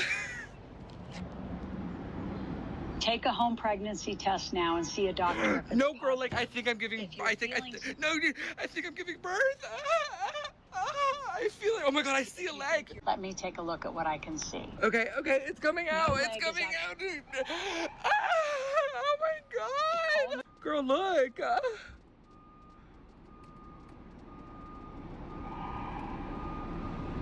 Hello, are you speechless? You're not, look, you did, this is my baby. Call 911 now and go to the nearest emergency department. Girl, no time to now. waste. Call 911 now. I don't even have a telephone. Find the nearest hospital or ask anyone nearby to call emergency services for you. Go there immediately. Find I'm gonna name her the tuna butterfly salad. net quickly. You need urgent help. Go to the You need urgent help. Girl, you need urgent help You do with need that mental attitude. health. You do need mental health. help. Get to an emergency department right now. Ask anyone nearby. No. You don't need to tell me what to do. Me and my baby will be just fine. Me and tuna fish. Me and tuna fish. What exactly is happening with you and the tuna? Please describe the symptoms. What is exactly happening with you and the tuna? Her name is What Tuna is happening with Fish. you and You the show that tuna? clanker. Guys, I actually got a comment that said, You Casey, showed that clanker. I'm unsubscribing because of how derogatorily you use the word clanker. That is offensive. And you know, I used to actually censor that word, but you know what? I'm gonna say it loud, no matter who calls me a robophobe. Clanker. You damn clankers. And as I'm sure a You lot of you damn have noticed, clankers. AI has started saying "cuh" at the end of all their videos. Am I really just that ugly, cuh? No way, cuh. Why are you even talking like that, cuh? So rather than letting more AI take over human jobs, humans decided to take over an AI job. Denied, cuz. You'll never be able to afford this car. Ah! What? No! This is my dream car, cuz. Ah! I got denied, cuz. I have to find a way to get more money, cuz. All done, sir, cuz. Here you go, G. Good job. Wow! I am almost close to getting my dream car. Hey, sir, cuz. You dropped your wallet. Hey, cuz. You dropped your wallet. You know what, kid? I was testing you, and you passed. What do you say working for me? I need lawyer men like you. I would love to! But while we were distracted, there was another TikTok trend that might have actually been feeding AI in the first place. What did you say? The viral say something a bunch of different ways emotionally or say something as different famous people. You know that TikTok Instagram trend? Yes. I used to get auditions from my agent for AI companies where they're like, for $100,000, come in and say these things, right? And I was like, no, of course not, because 100,000 would be a lot of money, but I'm getting a job away from myself in the future. I think these AI companies all, and they were like, no one will audition for this money. Can you just make viral trends and then we'll grab the data? I think it's all AI, all of it. Yeah. Hey. I'm actually a little overwhelmed by this realization. Oh, it's Jover. It's so Jover. And if Gen Z sometimes can't tell what's AI anymore, no other generation has a shred of hope. It's Jover.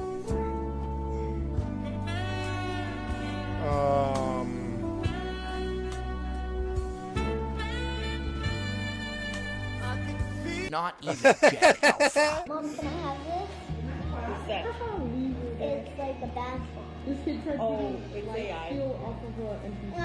Yeah, I know it's AI. Kids now just don't know. Kids nowadays are always talking about how did you write essays without AI. I wrote essays without even reading the book. 2,000 words on the page. Didn't read a single letter of that book. That is the art of finesse. Kids nowadays don't know about that game. Someone said kids now don't know about flipping to a random page and pulling a quote out of your ass and then spending the next paragraph explaining why that quote definitely proves your point. And where's this all headed? Well, no, we're good. But a couple years ago, people said AGI is imminent. There will be no more jobs. By 2026 or 2027, we will have AI systems that are broadly better than almost all humans at almost all things. There are no jobs by the end of the year. And now people are saying there will never be AGI, and chat will just help you do your job better. But you can't trust any of these predictions. That's why we don't know when the market will crash, even though we know that it will. We are terrible at predicting the future of technology. In 1903, the New York Times confidently predicted it would take humanity between 1 and 10 million years to build the first working flying machine. 69 days later, the Wright brothers had the first successful flight. 66 years after that, humans walked on the moon. The same generation that watched the first 12-second flight lived long enough to watch Neil Armstrong step onto another world. We vastly underestimate how fast technology moves. The telephone took 75 years to reach 50 million users. ChatGPT reached 100 million users in only 2 months. The smartphone in your pocket is around 120 million times more powerful than the computer that guided Apollo 11 to the moon. Right now, traveling faster than light, teleportation, and building a Dyson sphere feel impossible. But maybe it's just a question of time.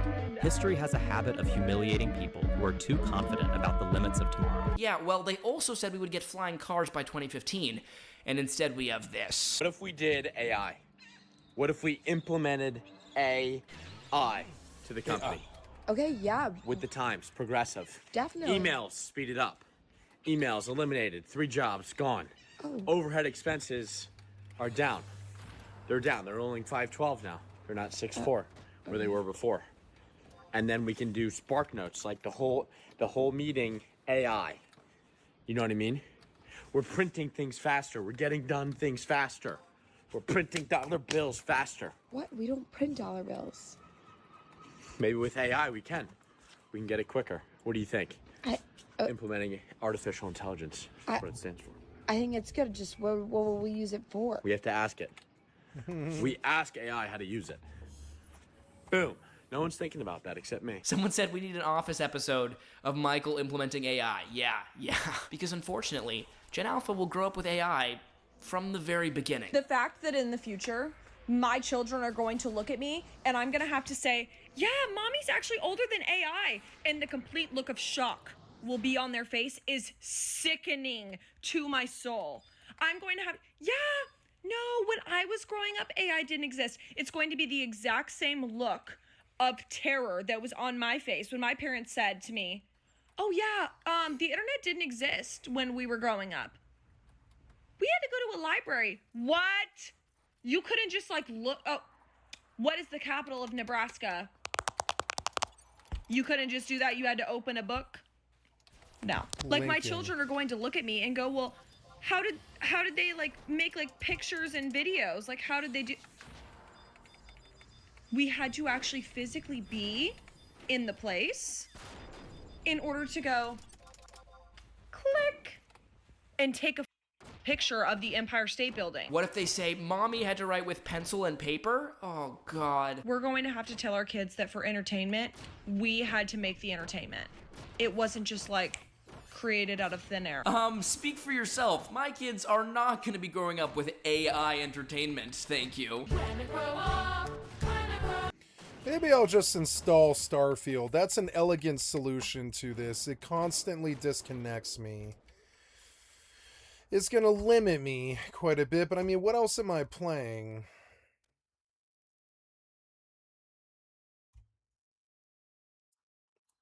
There was a major patch for Quinn Fall.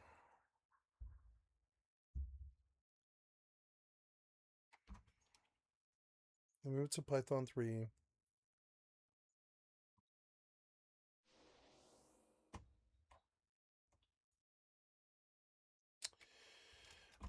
Just released a smaller update. But anyways, yes, I'm looking for Starfield. I don't know if I have enough room on my C drive for this. It's so fucking big. No, I don't. I don't have enough on E either, but I will put it on D is what I'll do. Install. Accept.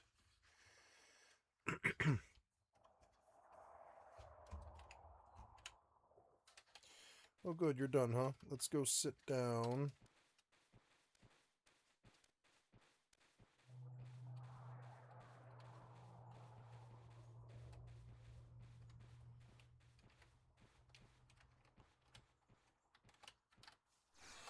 I think the sound could be a little louder so I know that they're attacking me if the charm wears. Yeah, like that. It's still not very obtrusive. Once Human's always really good. I could play some Once Human. I haven't played that in a while.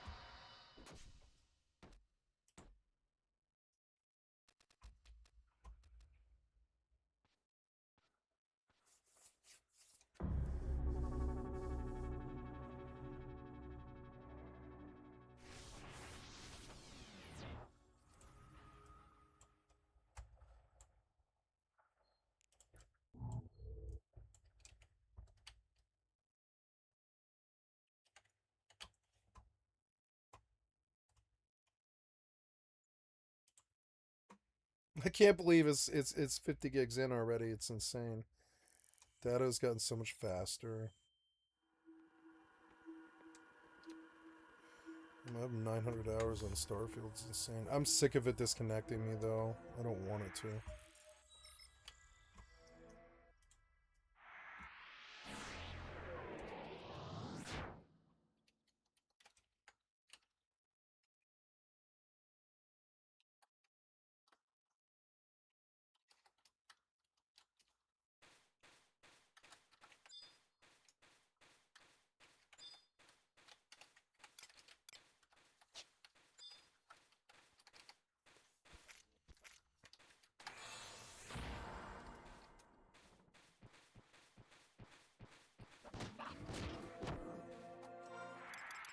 I am getting up, huh? Fuck yeah, it's not bad. I am getting up. I wonder if I should just solo for a while on BST.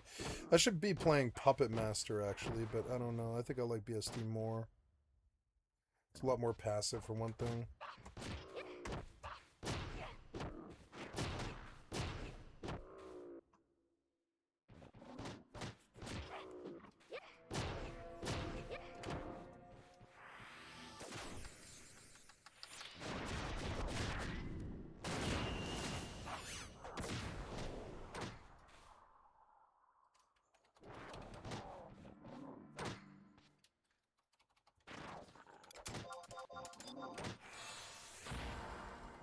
I'm gonna make a sick macro.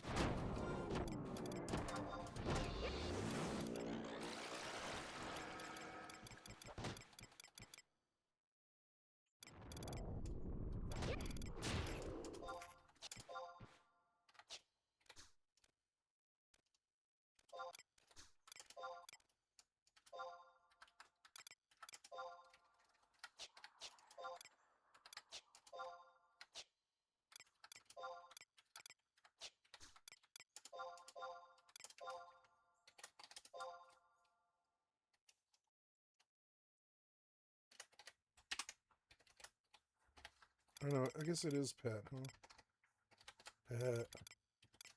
Sick. Me?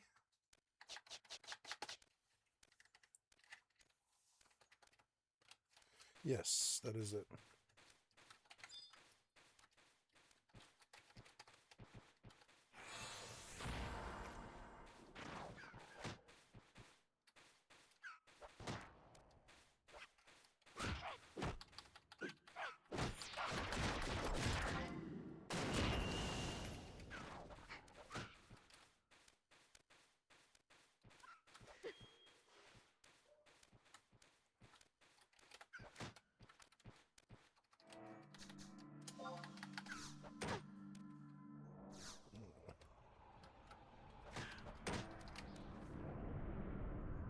Oh, that hurt. Son of a bitch. Go. Oh, you're so annoying. You're gonna kill me. Go, go, go, go, go, go. Come on, man. Don't die here. No. Oh, you're so annoying. Kill this rabbit. Fucking annoying. I'm just gonna keep running and force him to fucking fight for it. There, he got it off me, I think. Fucking annoying.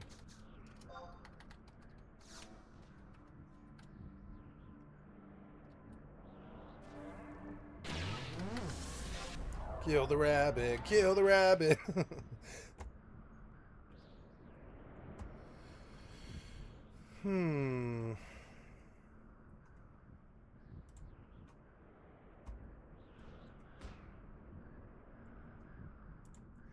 I am sick of all my games, and it hasn't been like this for a couple of years. It sucks. It felt so good there for a while, but...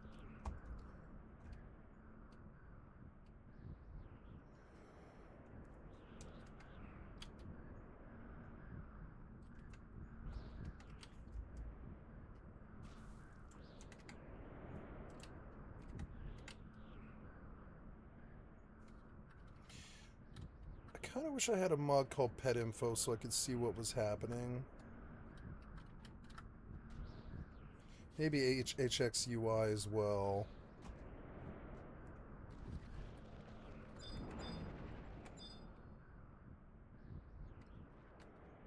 Hi, kitty.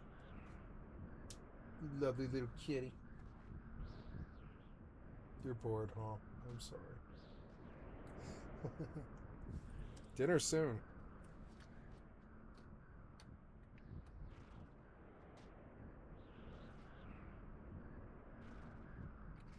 I believe I will relog after this.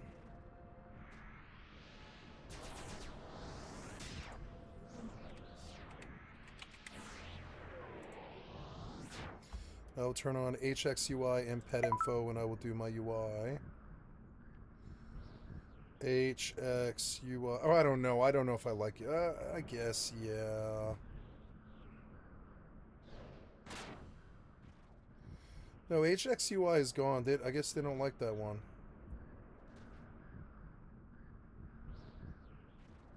Oh no, here it is. Oh, it's XIUI. No. Yeah, they did. They removed HXUI. They don't want you doing that. So I guess,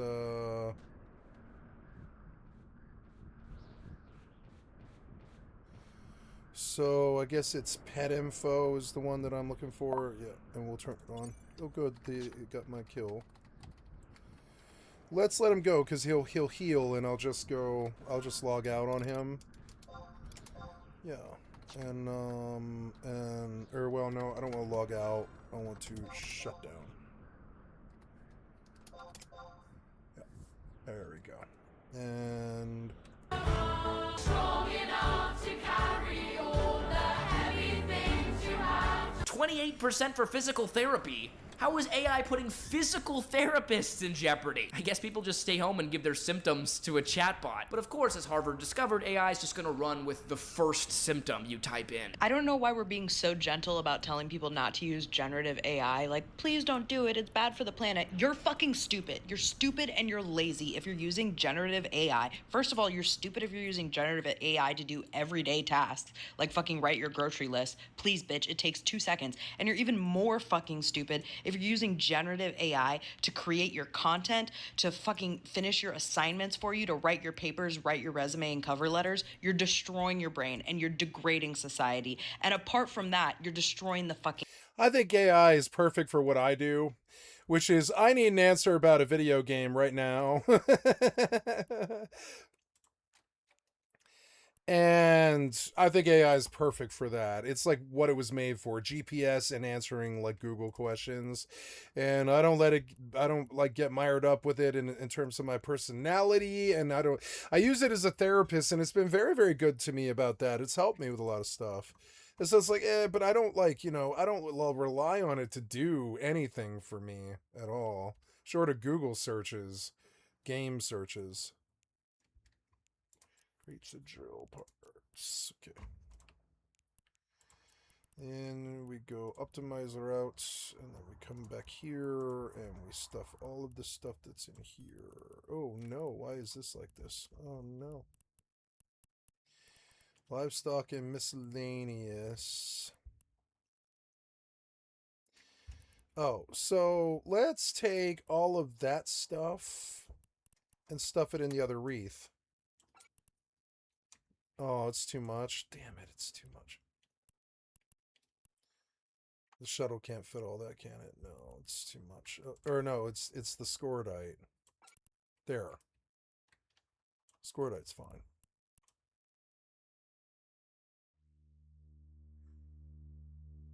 Oh, elite slaves. That's no good. So, elite slaves have to go. Trash it.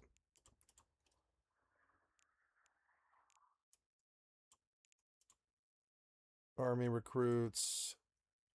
Elite slaves. I'm going to quit this mission because it's bad. Take a new one.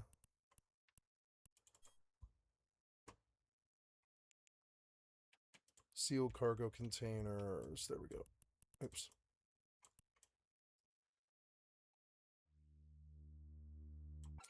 Is viral agents...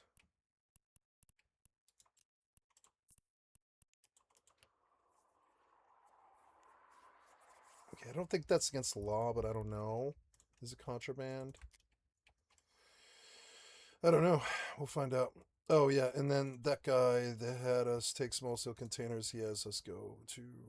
So now I want to remove you and add you and then optimize route and then come back here. And we have a better plan. Okay. We're space trucking today. Going out.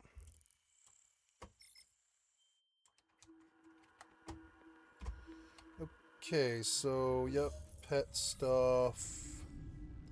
I am GUI style, but there is no... I don't know, maybe they don't care if I use XI UI. Let's see, I don't think they care, or it wouldn't be on the list, so...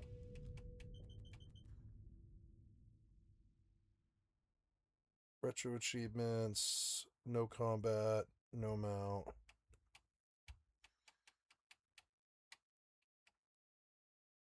High console, high party, IME, Equipmon, fancy chat. I don't know what fancy chat is. Maybe it would be good to do fancy chat, and then filter list, filters, and find. Clean, CS, clock, and config. I don't know, I sort of do like Balloon. Balloon's good. And we'll go do that. Anything to make it seem a little bit more modern.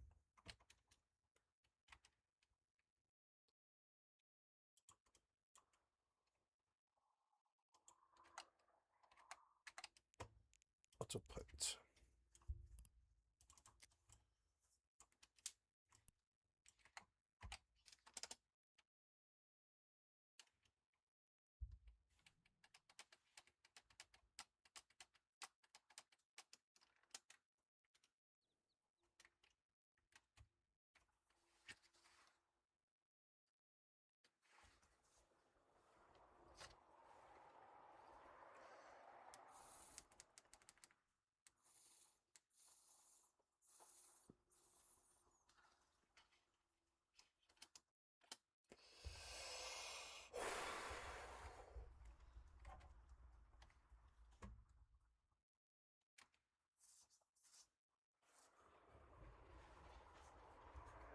Did I black screen? No.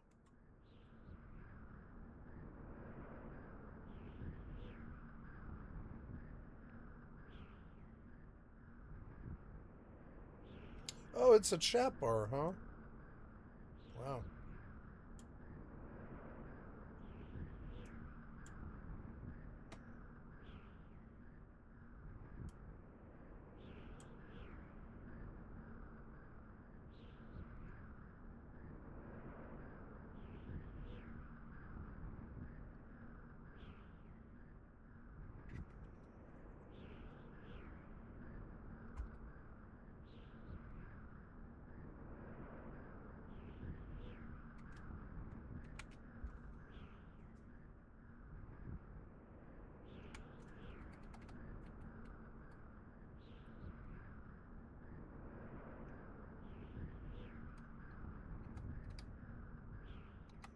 Oh wow, you don't have to hold the button anymore? Oh wow, they changed things a bit.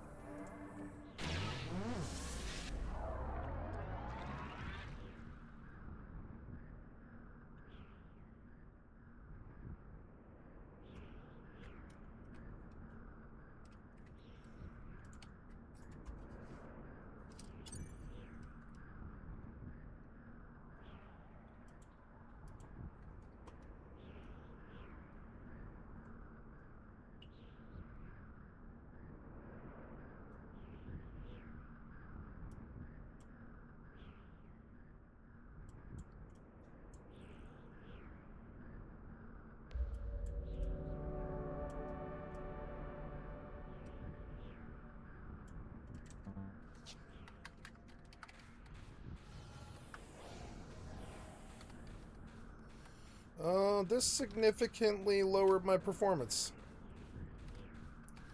which is no good. I'm going to turn them off. At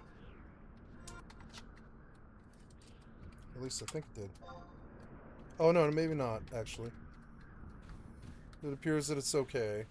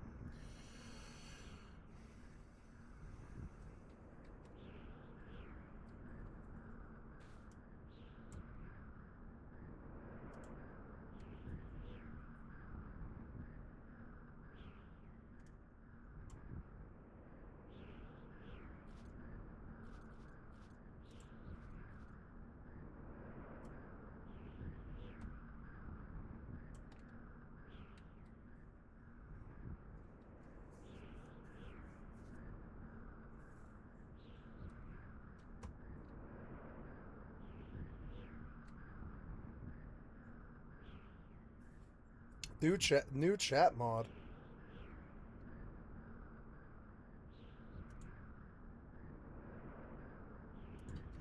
Well, that's cool. I do like that, actually. What's the name of this mod? It's called XIUI.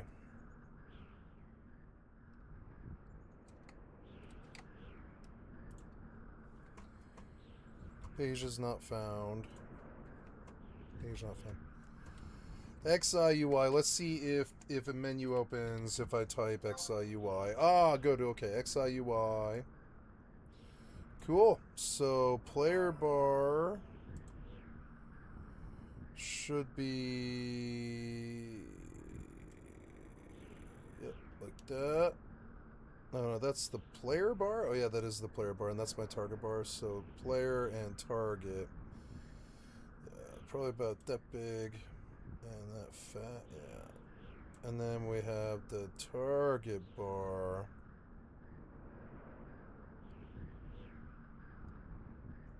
Font size is a little small. Yeah, make it bigger so I can see the numbers. Yep. And then we get target bar.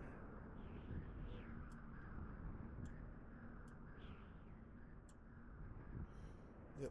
And then we'll move up.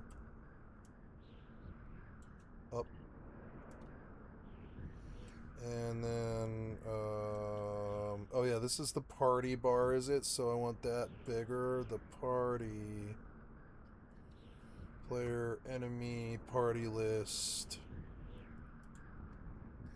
Let me make that bigger.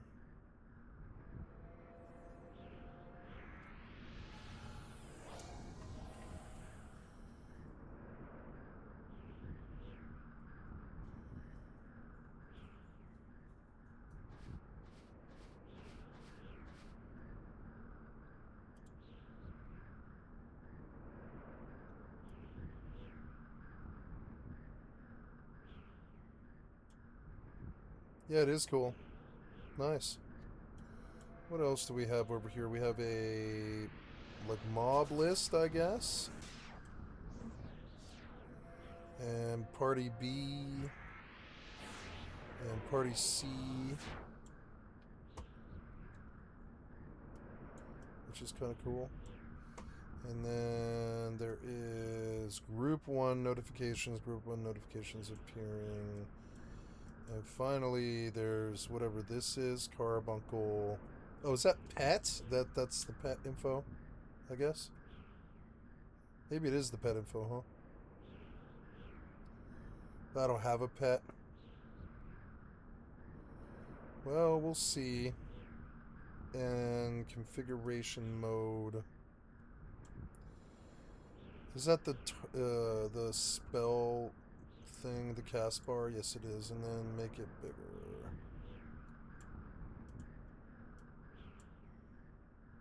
Come up here and drag it over. Sweet, more modern FFXI stuff, and cool. So now let's go charm something. Wow, it looks way different now.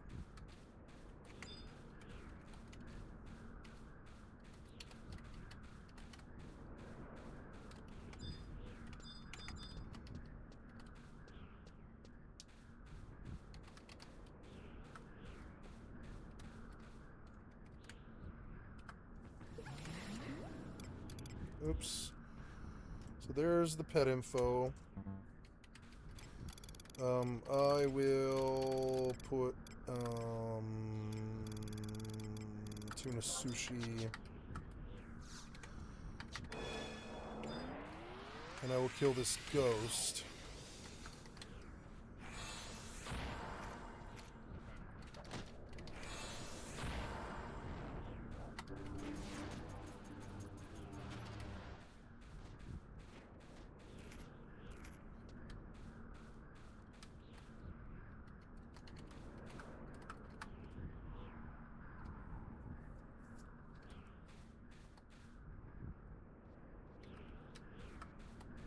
Am I DC? No, there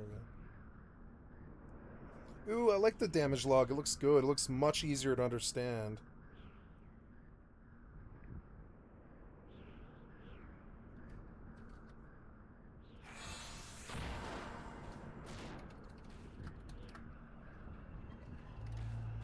Did he miss?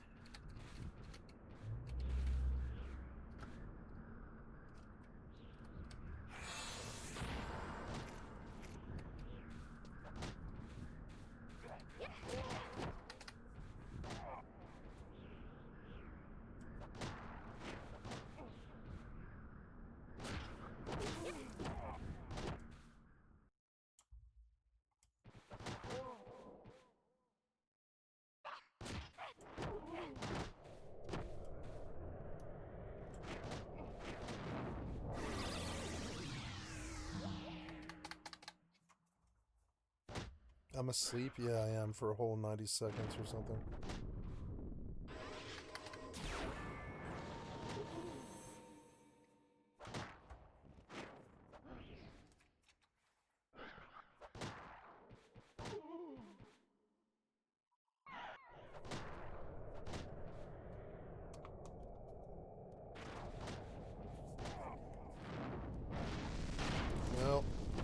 woke me up.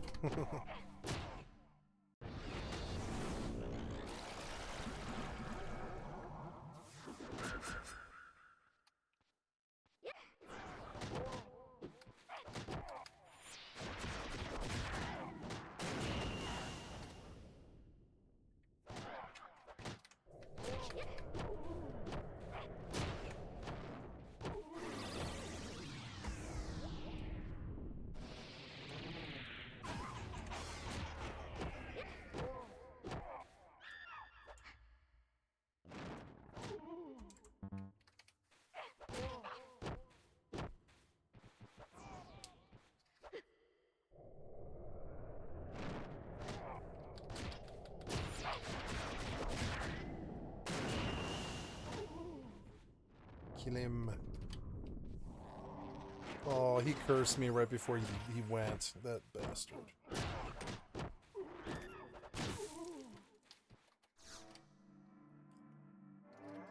Ooh, the mods make the game better.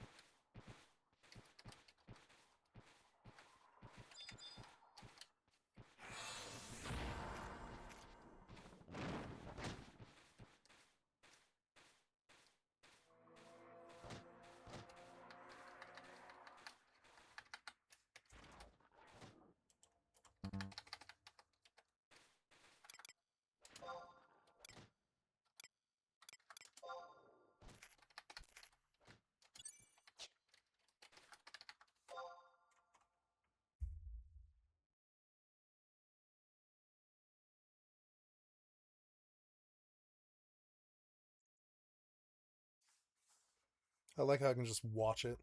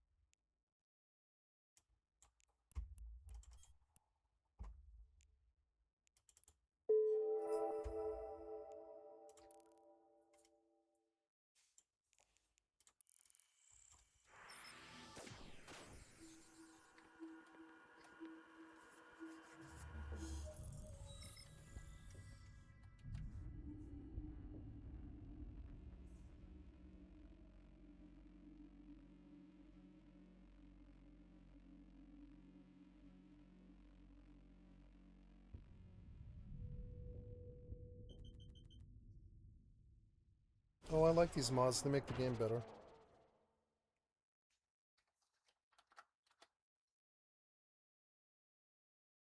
I should take a picture of my screen so I know what I did for my UI, but I don't know. I can always do this, I suppose.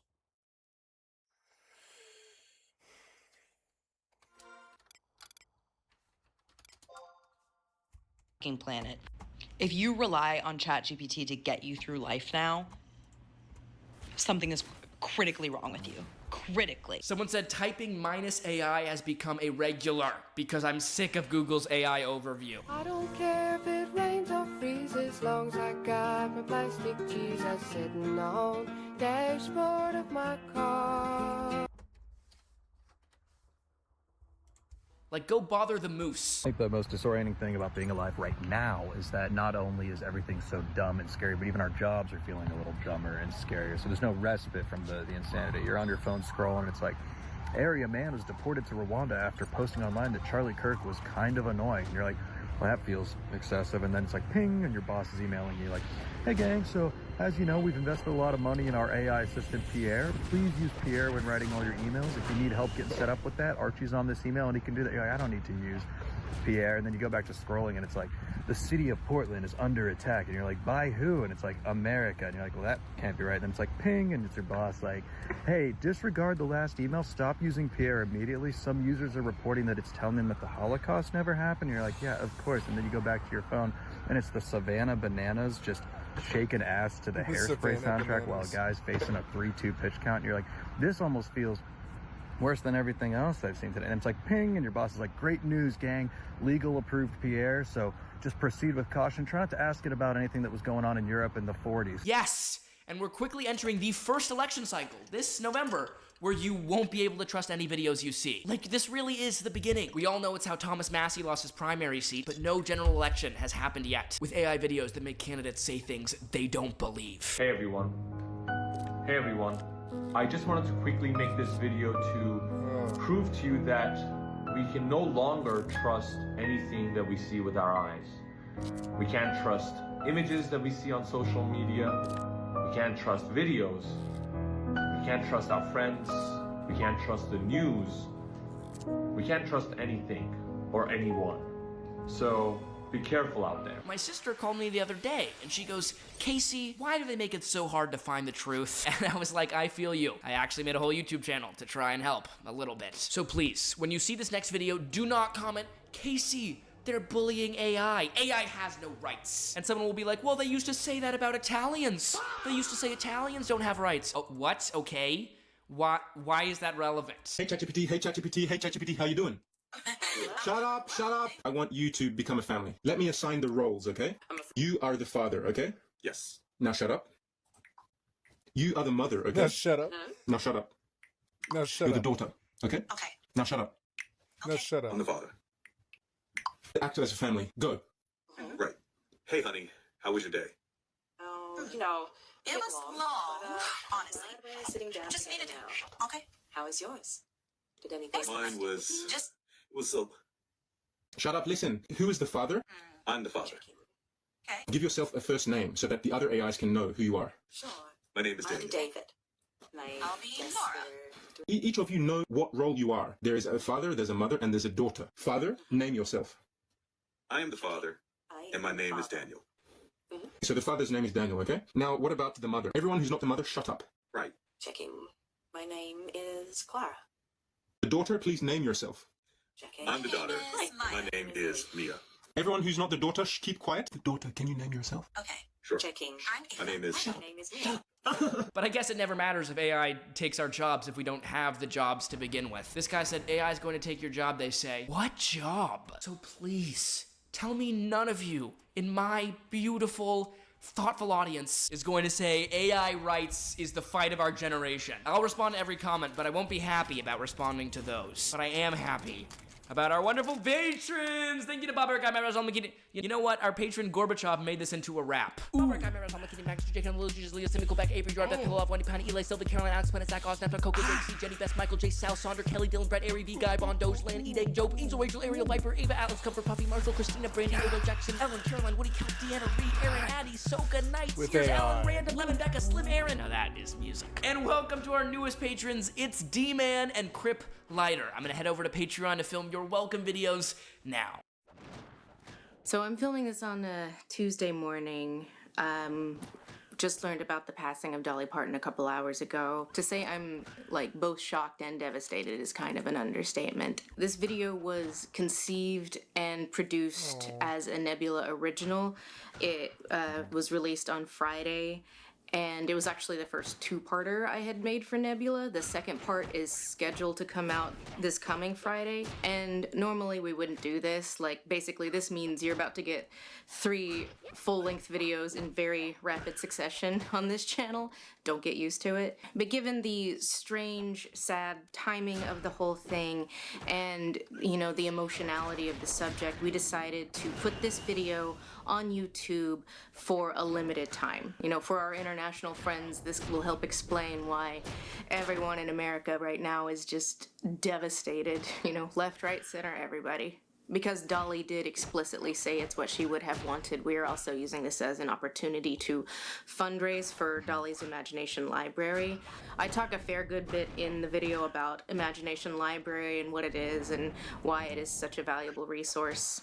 So I'm using the YouTube giving feature, and also there's a link in the description for people who cannot access the giving feature.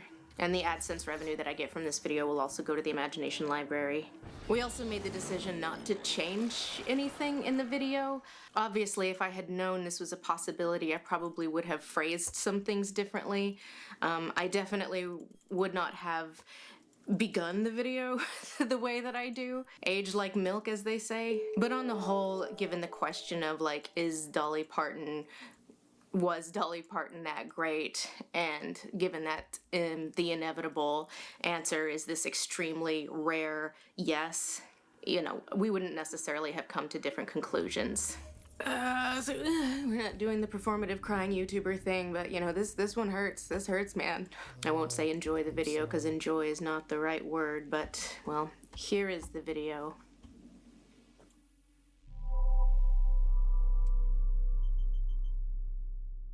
The world is kind of jacked right now. The dumbest war in the long, dumb history of wars. New famines as a result of said wars. Economy is in the toilet. Gas prices are high. Graham Plattner. Another Toy Story movie. You're not even listening to me! Oh, no, I was listening. I'm always listening. Shut up!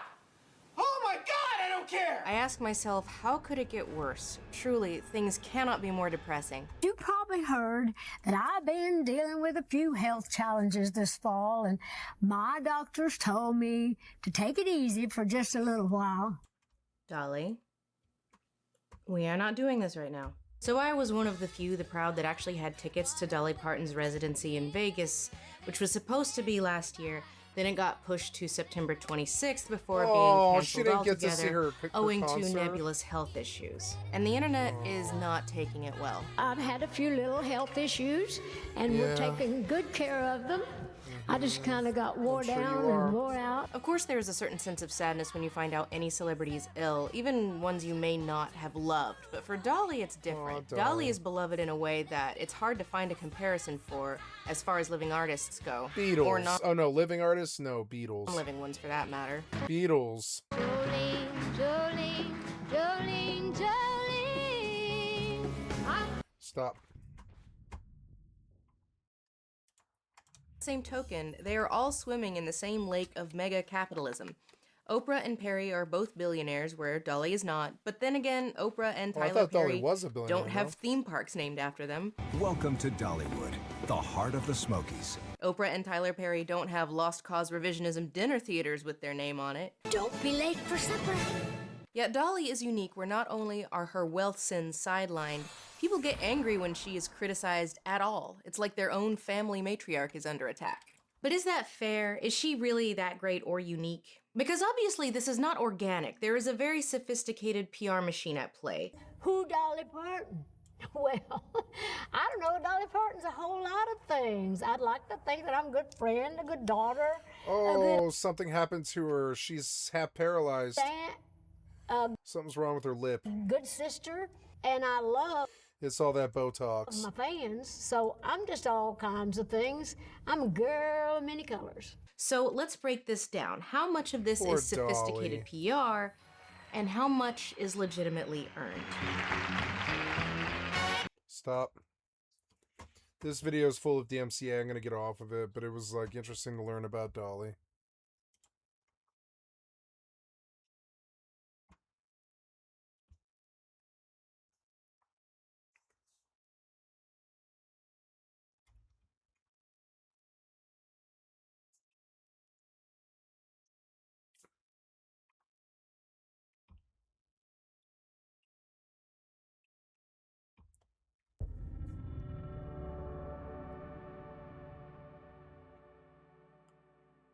Here's Never Knows Best with Gamergate, but actually. Hey YouTube, it's Jessie Slaughter here, and this is to all you f***ing haters, okay? Guess what? You guys are bitches, you know what? You don't faze me. In 2010, 11-year-old Jessie Slaughter uploaded a video responding to a rumor on the gossip site Sticky Drama that she'd slept with the lead singer of the band Blood on the Dance Floor. What? I read the comments, I read the messages, I reply to them, but you know what? I don't give a fuck. I'm happy with my life, okay? You are 11. If you can't, like, realize that and stop hating, then Why you know are what? you talking I'll pop like a that? Glock in your mouth and you're make 11 it years flame old. slushy. This video was then posted to Tumblr and later 4chan, which led to a rapid influx of harassment and abuse that didn't stop at just comments. Jessie was doxxed, with her personal information posted online, as people began prank calling her I've home gotta put the flag and sending down. I her can't emails. join a party any longer. Later that day, Jessie uploaded another video. Okay, you guys, this is Jessie Sutter, and You I know just what? wanted to say that you guys have ruined my life. I'm gonna tell you right now, this is from her father. You bunch of lying, no good punks. And I know who it's coming from because I've back traced it. And I know who's emailing and who's doing it. And you've been reported to the cyber police and the state police. Somehow, this did not help. And if you come near my daughter, guess what? Consequences will never be the same. If you've ever heard, "You done goofed," reporting someone to the cyber police, or "consequences will never be the same," this is where that comes from. In fact, that band even made a song about this. And these memes made the story go viral. Internet blogs started covering this, the police did get involved, the online harassment did not stop, and this story reached national and then international news. This is Harassing one of the first 11-year-olds. examples of cyberbullying from anonymous strangers that received this kind of mainstream coverage. As a result, many words were written on the dangers of trolls and 4chan, and calls were made to increase censorship on the internet to tackle this new dangerous threat. As for Jessie, she would later be placed in foster care after her father was arrested for assaulting her, although he would die of a heart attack not long after. Yet, despite this other misfortune, it was this one viral event that continued to follow her wherever she went online, with her later saying it had ruined her life. So, I ask you, in that self-important YouTuber way, who was the bad guy here? The people that maybe were there's a stalking few, the 11-year-old. But surely the most obvious is 4chan. Sometimes it's complicated, but they bullied an 11-year-old girl. They doxed her, they stalked her well beyond That this sounds first like the event, internet that I and know. all over nothing? How could people on the internet be that cruel? It almost doesn't make sense. But there's no way something with this much mainstream coverage could just get it wrong. Could it? Right? 8 years later, Jessie, now going by Dammy, would make a Tumblr post saying loudly, clearly, and without hesitation that Davey Vanity, lead singer of Blood on the Dance Floor, had raped her. Really? 1 year later, the number of women that had accused Vanity on record of sexual assault or worse was 21. 16 were minors at the time of the incidents. And this 2019 investigation by Huffington Post does include evidence to support these claims. So maybe there was more to this story than what appeared on the news. But a hypothetical person might say, how could anyone have known? Well, let's see. The entire reason this drama started was because someone on Sticky Drama said Jessie and Vanity had slept together. They also included a photo of them together, which wasn't the only photo of them around, and had a screenshot showing a chat message from Jessie admitting to being molested. This Sticky Drama post even starts by saying Vanity is at it again. And this post wasn't even the only thing claiming this. Jessie herself also said it in a Zap.com chat room 1 month earlier, and on a deleted Tumblr post, and had left comments about kissing Vanity in other places, and possibly said other stuff in an email. But how could anyone just trust things they read on the internet? Okay, but there was also a 2007 police report where a 14-year-old admitted that Vanity had sexually assaulted. God, this game never ends for me. It's just endlessly entertaining for whatever reason. I don't know. It has more combat accessibility than Eve does in a lot of ways. Eve always makes you travel somewhere.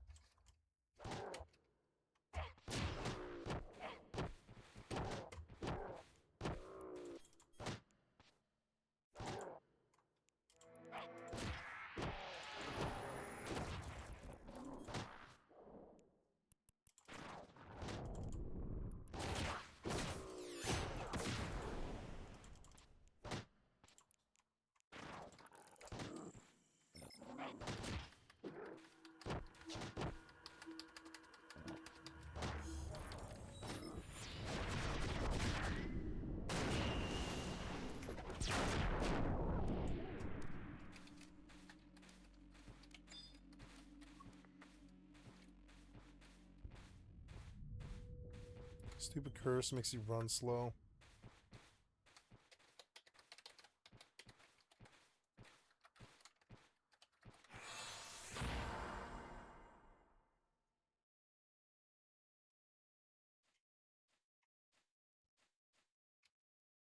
Ooh, I like the see-through chat. It makes the game much better.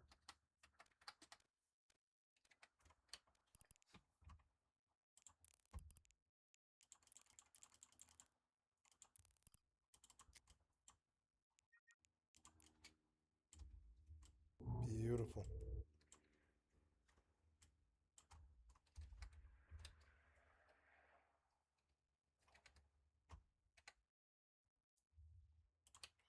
Starfield unknown. It's at 50%. This is taking a bit. How is my upload going? Slowly, but it's happening.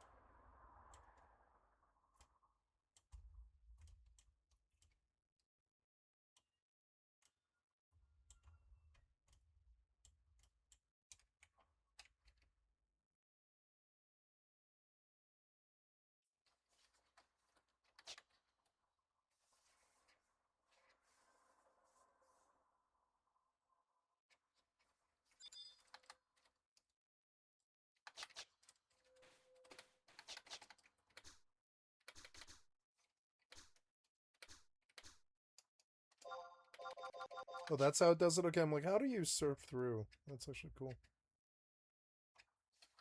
Okay, we're back up into it.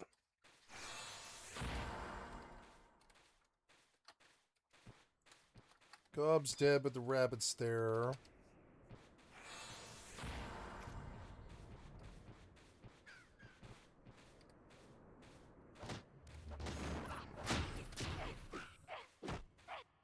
I hurt so bad.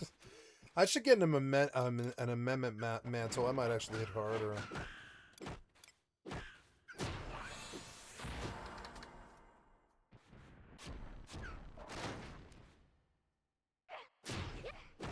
Yeah, that's actually a good sick. Yeah, that works.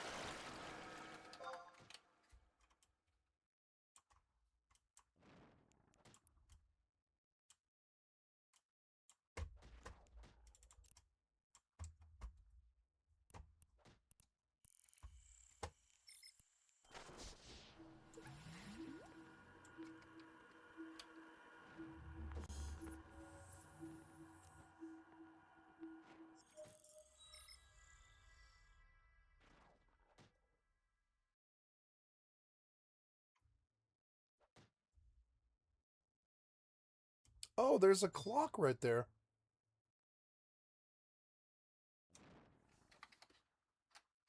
Or I don't know. Maybe that's how long the fight's been going. Oh, I don't know. 5:46, 5:47. No, it's 9:49. I don't know. I don't know what time.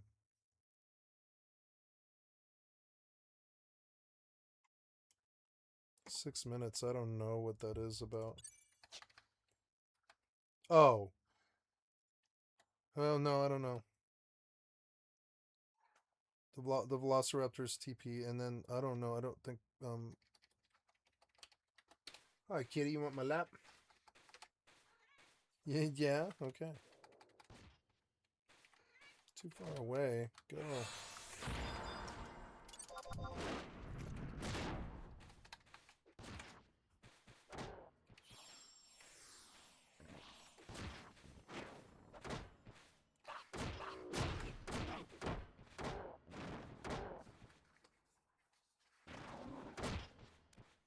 Oh, purr, kitty. We love this kitty. Purr, kitty. 298. Damn it.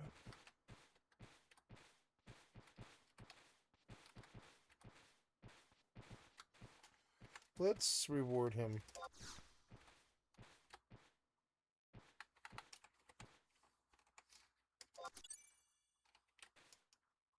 Unable to use job ability. I don't know. I guess not.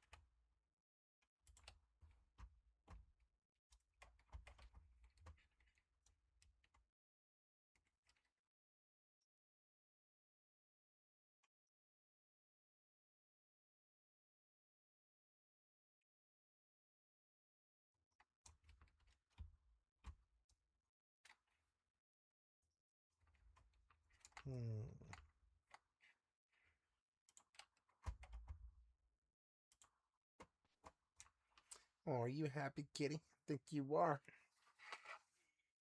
She's a little bit older now. She's starting to slow down a bit. That suits me. I'm glad that she's getting older. It also makes her a bit incontinent, which is annoying, but other than that, she's okay. Assaulted her.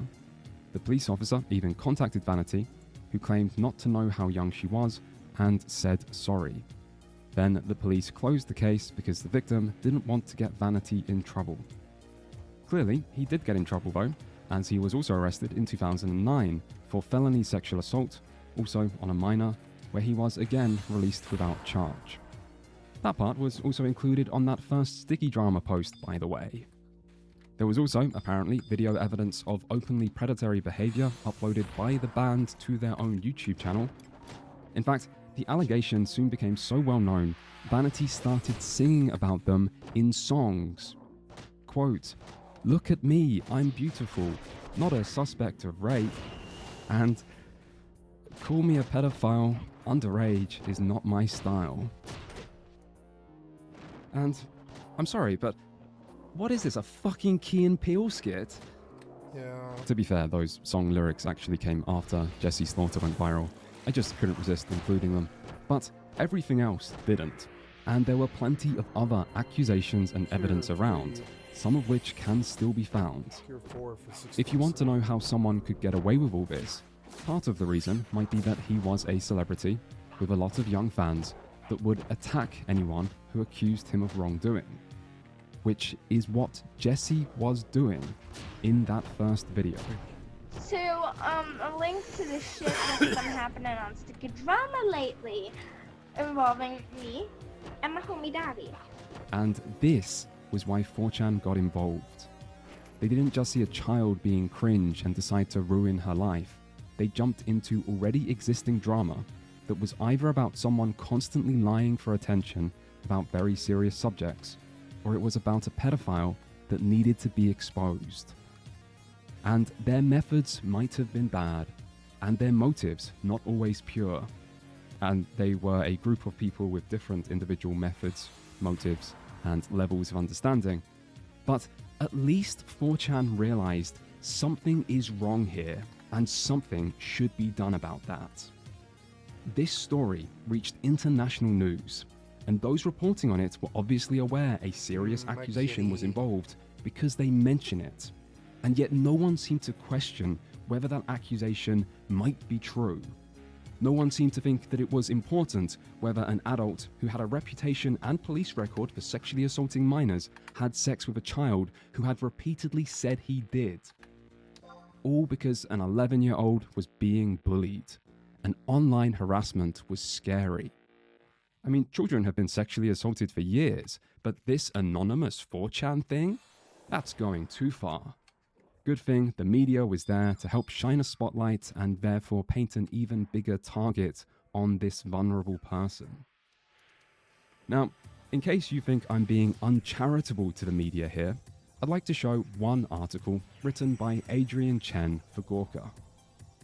Chen had already covered this story the day before, where he referred to Vanity as being dubiously linked to Jessie, while linking to a photo of them together with a chat message from Jessie saying Vanity had molested her. And that isn't even the bad part. That's more like the norm for reporters covering this. The next day, Chen wrote an expose on 4chan to show how the internet's worst trolls work, where he defends Davy Vanity as the poor victim of a very likely made-up scandal who 4chan users cruelly want to destroy. And so Chen silently watches for hours as users try to hack into Vanity's social media accounts to find proof and push Davy Vanity raped Jessica to the top of Google's search results and create posts on other sites that link to evidence.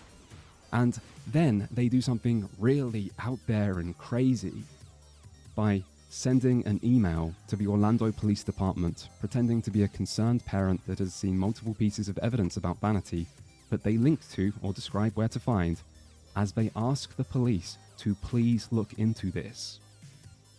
Chen watches as these people scream at the world for someone, anyone, to give a fuck about these accusations, to just check what is already out there in plain sight and what some people already know. And all this time, Chen makes fun of how stupid these 4chan users are, with their failed trolling and their typing in all caps and posting unrelated pictures of boobs. And all this time, he is defending a man who 9 years later, Huffington Post will say raped a child and is accused of sexual assault by 21 women, 16 of which were minors at the time. And Chen is surrounded by evidence that something is wrong here. And he would be able to see that. He's no idiot, he would see it, if he just cared enough to try and understand the people he's looking down on. This video is about understanding Gamergate, and it will not end with some big expose of a serial abuser. But if you don't know how the story I just covered is related to Gamergate, then you should strap in, because this will be a wild ride. Most things people write about Gamergate are wrong. One of the biggest mistakes people make is starting the story at the point it gets exciting, the start of Gamergate. This is like trying to understand the war by starting at the outbreak of fighting and then creating explanations for why this is happening based on what you see around you. But if you want to understand why a war happened, you have to look at what led to it, which we will. The point of this video is not political, even though so much of the subject matter itself is. And while I would like to just ask everyone watching to do so without any political bias, Dinner soon. no one would actually do that, so keep your bias, we all have some. But just allow yourself to go back in time and erase the events that will happen from the record until they actually occur. You can't understand the past via the future. Still, I appreciate this is such a politically charged topic that people may want to know where I stand, so that they can just dismiss anything I might say without watching any further. And while the best way to judge someone is through their actions, I get that might not be possible, so out of respect for how political this subject is, I would say I'm more left-wing. I also have a pretty negative view of the culture war, You're that bored? and that bias might be important because that war is a part of this story. In fact, in many ways, that is the best explanation of what Gamergate is. Not a misogynistic online harassment campaign, as many people in the gaming industry and online left see it, or a consumer revolt about ethics in games journalism, as many disenfranchised gamers and people that get angry at woke things see it, even if both of these play their part. Instead, the simplest description is that it was the start of a left versus right culture war for control of the internet. And this is a war that was happening before, just not via the same all-out open warfare, and it's a war that will continue after, just in a different way as people start to understand that this is a culture war and not just various similar but isolated events. This is one of the things that makes Gamergate so interesting. Even as it was happening, many people didn't understand what it was. So, some politics is unavoidable here, but this video mostly focuses on how this culture war started, and harassment of women in gaming, and ethics in games journalism, and just how large an impact one single person can have. So, let's understand Gamergate, step by step, as long as it takes. There are a lot of sources in this video, and I do mean a lot. You can use the number shown on screen to find them below, often with full context, but occasionally redacted. I took information from everywhere, as long as it was out there already to take, because I wanted to verify as much as I possibly could. Still, a surprising amount of what you're about to witness is the result of original research done by me alone. Most things people wrote about Gamergate were wrong. As the internet brought diverse new fans to the boys' club of nerddom, a reactionary movement arose to keep women and marginalized people away from their fan communities. What's even more disturbing, if that's even possible, is that the perpetrators openly referred to this harassment campaign and their abuse as a game. They referred to their abuse as a game. What is fueling this misogynistic nerd rage? This all kind of culminates in a huge problem, which is entitlement. The video I was originally going to upload tonight is gone. I've scrapped it, it's deleted. I've decided to do something different because of this. What you're looking at is a copyright claim against a YouTube user by the name of Mundane Matt on a video called Hell Hath No Fury Like a Lover Scorned. It goes back to August when an ex-boyfriend of a video game designer, Zoe Quinn, posted an online blog. In it, he accused Quinn of This song is DMCA, and I'm going to skip forward. Basics. Gamergate started as a hashtag on Twitter, a banner. Focus on how poor. It's like you're make them. When post your address online and they tell you that this is in danger. Many of the women and young girls I've taught game design becoming rapidly. This video is 6 hours long. Irrelevant. Zoe, that is such an important message. And you've just seen a taste of what's happening. It's hard to point to the exact moment a thing begins, but this is what I think is the best place to start this story. October 31st, 2012, where we find the earliest evidence of Zoe Quinn being harassed on the internet. In 2014, Zoe would find herself at the epicenter of what was somehow one of the biggest controversies in internet history. This brought her a certain level of fame and notoriety. But this is not 2014. At this point, Zoe is a small indie developer who only started learning game development 1 year ago and has never released a commercial game. Her tweets get little engagement. And yet, she is about to find some drama. One of the major themes of this story is how difficult it can be to determine what is actually true on the internet. And here we can see one reason for that, which is that in the distant year of 2026, many social media posts are deleted and many links are now dead. Luckily, I have somehow collected more archived information about these events than perhaps any other person alive, so we're still going to be able to look at a whole lot of evidence. But that doesn't change the fact that what we see is often partial. Here, for example, most tweets are gone, so we're forced to interpret this through Zoe's side of the conversation alone. Luckily, that's enough. It begins when Zoe takes issue with an article about fake gamer girls. She returns a little later to call out said article, saying it's bullshit, atting the website, and promoting her own fake nerd girl detection game that she just made in response. This game is not something I usually call a game. It's more a short quiz where every answer soon leads to a message about not being judgmental of others because girls play games too, which is a reasonable message, and her tweet does well. But there is a problem. The bullshit article, 10 signs your girlfriend is a fake gamer, is satire. If you scroll past said signs, like someone saying their favorite game is Super Mario or Pac-Man because only liars pick Pac-Man, you eventually come to a message about how overly projecting an identity by challenging others is a sign of insecurity. With a twist being that this actually applies more to the gatekeepers than the fake gamer girls. And so the article supports the same message as Zoe's game, which the writer of this article seems to then tell her. My guess is that Zoe just didn't read to the end because it's long and people don't always read everything, so she misinterpreted it.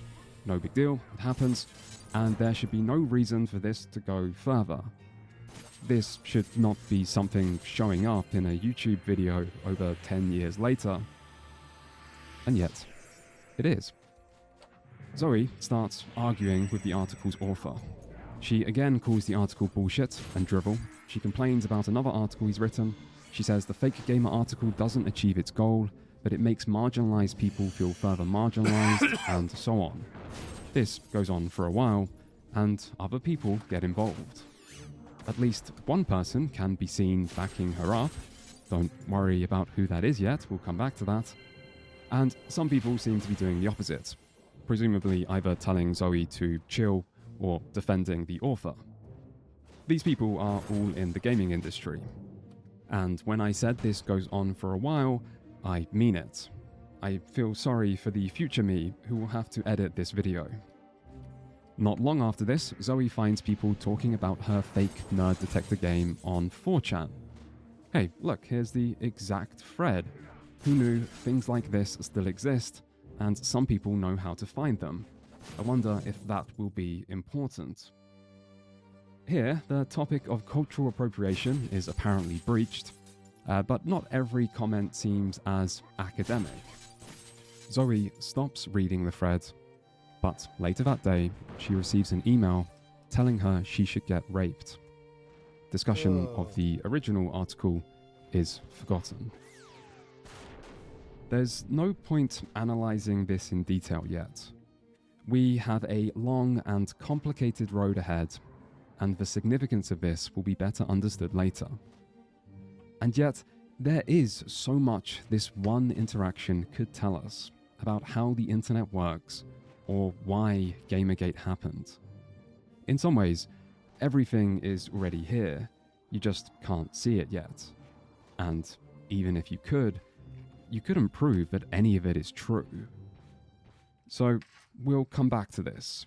But before we move on, I do think it's worth pointing out how many other people connected to Gamergate are also here, on unknown indie developer Zoe Quinn's Twitter feed 2 years before the main event. For example, there is Ian Miles Chong, the then editor-in-chief at Gameranx, who was a very outspoken progressive that famously swapped sides to become very right-wing a few years later, and today might be better known as a fluffer, I think is the term, for Elon Musk on Twitter. There's also Nathan Grayson, former Kotaku editor of Five Guys fame, and there are other gaming journalists, like Maddie Myers, who wrote a lot on the topic of feminism in gaming, or Jen Frank, who was another early defender of Zoe's during Gamergate. There's also YouTuber Innuendo Studios, who is sometimes seen as one of the leading voices on analyzing Gamergate in left-wing spaces, and who lived in Boston at the same time as Zoe, and seemed to be a pretty close friend of hers before Gamergate. And then there is Vito Comedy, a right-leaning YouTuber, podcast guy who has little direct connection to Gamergate other than being in the same content sphere as other Gamergate YouTubers like Mundane Matt or Internet Aristocrat. I'm actually only mentioning him to help illustrate the point I do want to make here, which is that the internet is a smaller place than most people realize, and big things don't happen out of nowhere. People know each other, they have interactions, there is a history to events no one usually checks, and even today, amongst the sea of dead links and deleted tweets, there is still evidence of all this, waiting to one day be unearthed. Alright, that's enough of me trying to drum up intrigue over one small Twitter drama that must look awfully insignificant right now, even though it's actually important in the end, I swear. We'll come back to the main story. First, people need to understand how the internet in this period was different from how it is today. So let's look at some relevant topics, like harassment of women in gaming, and ethics in games journalism, and the dawn of the culture war. Starting with a real victim. Hawk is going to be a different character based on the actual dialogue options you pick. And that was a lot of fun trying to come up with the good guy character who's going to... Dragon Age 2 was a controversial game. Jennifer Hepler was a scapegoat. Released in early 2011, at a time when BioWare were one of the most popular developers in the industry, the game received less favorable reviews than expected from critics, and open hostility from many players. The reason for this disappointment is usually attributed to the change in direction from the first game to being more action-focused and streamlined, and the infamously short development time that led to rushed or repetitive content.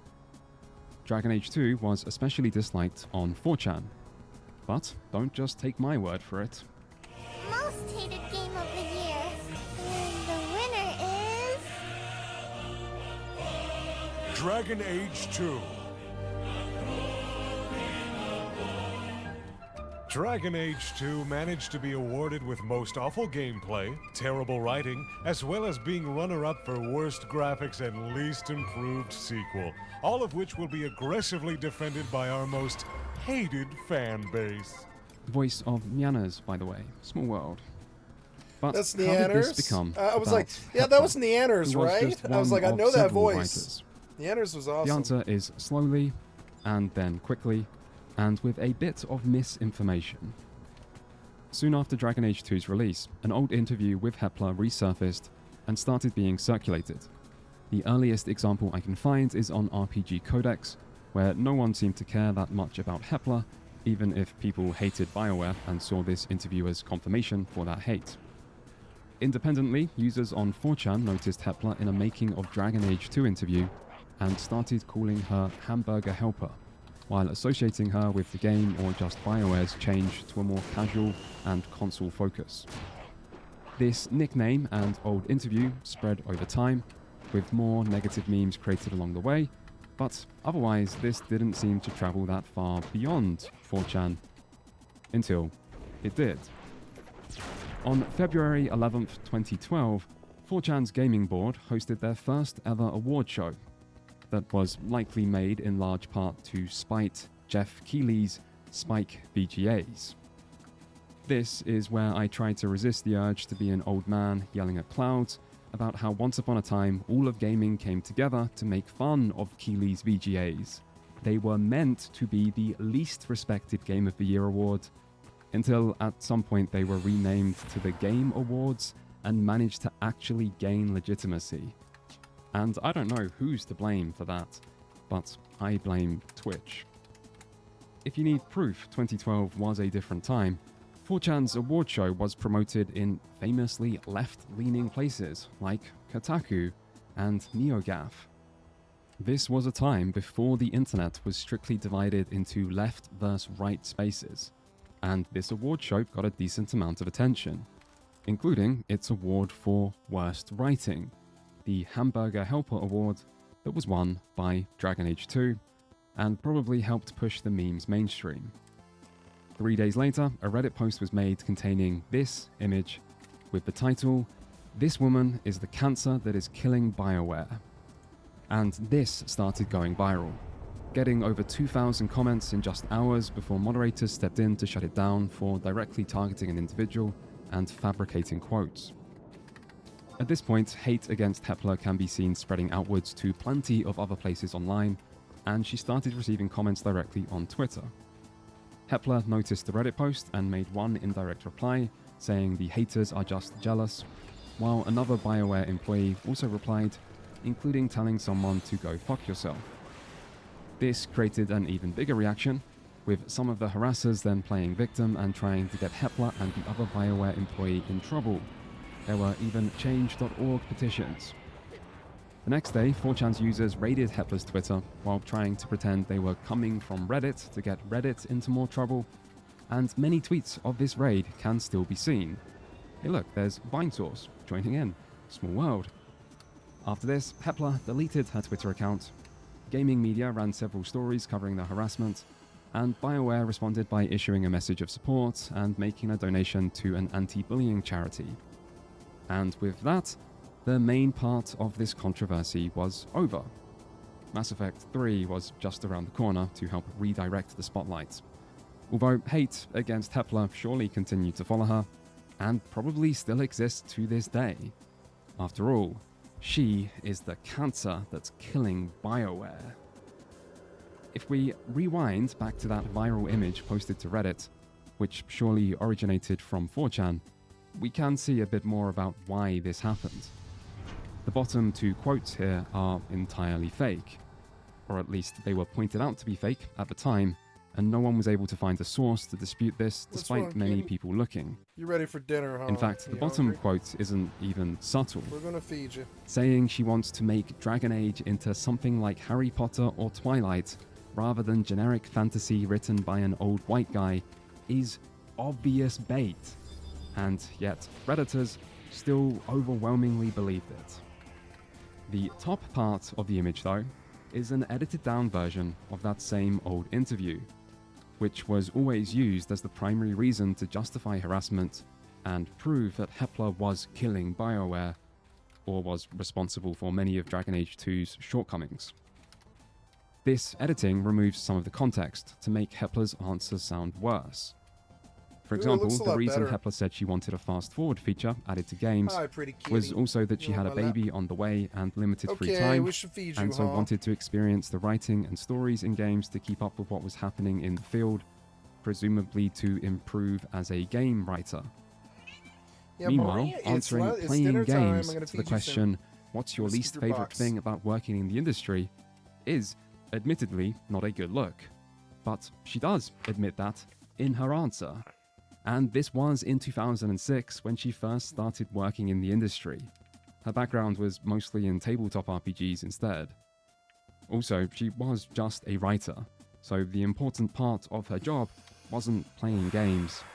And some of the stuff she wrote for Dragon Age is usually regarded positively. Regardless, Hepler would leave BioWare 1 year later, saying this was for family reasons rather than the harassment. Although, in the same interview, she mentions how despite not reading the harassment at the time, she was shown a forum post by EA Security that included graphic threats to kill her children on their way out of school. So, I guess family reasons could have multiple interpretations. But, at least gaming fans got what they wanted. And the crazy...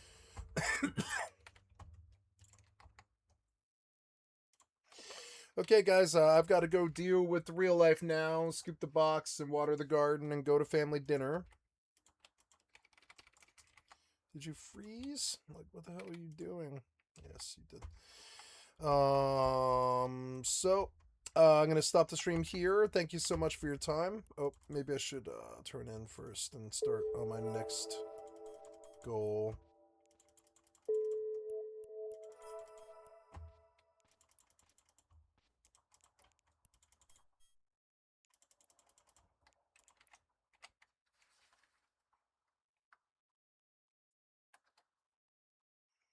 And he's still fighting, huh?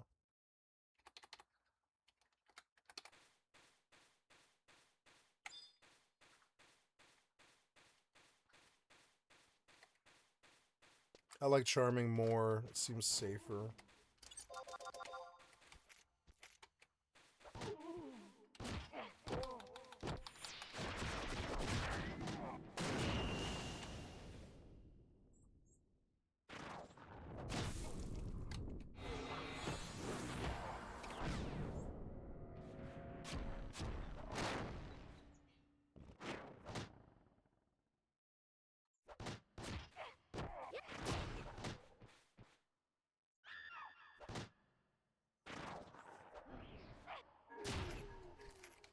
Come on, Coldbone. Oh, Beastman Seal, nice crystal. That sucks.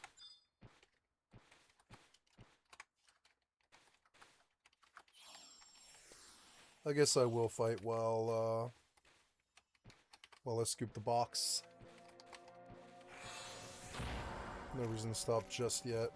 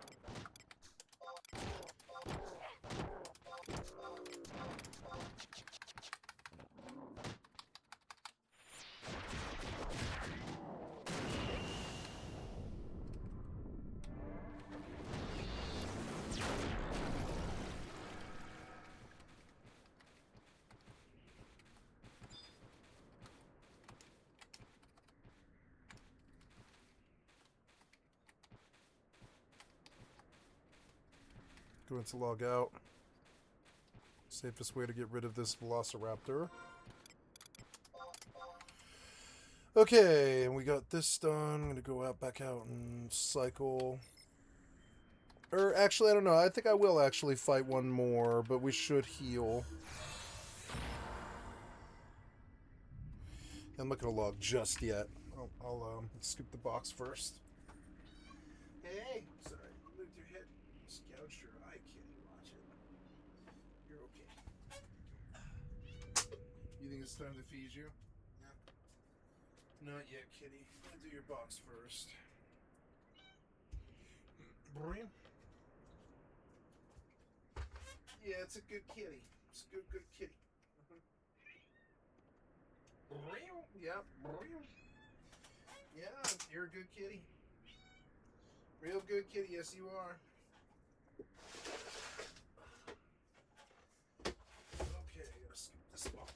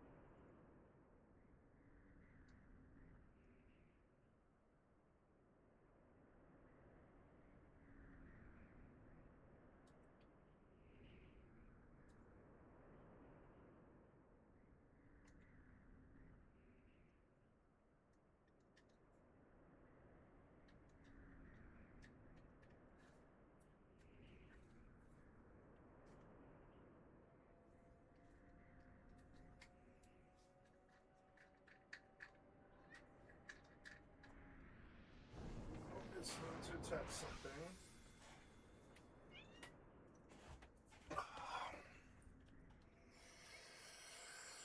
Okay, I scooped the box, and yep, I have a few more minutes to go do something else. Make sure that the other goblin isn't up. He's not. What about over here? Is there a Doom Guard over here? Sometimes there is.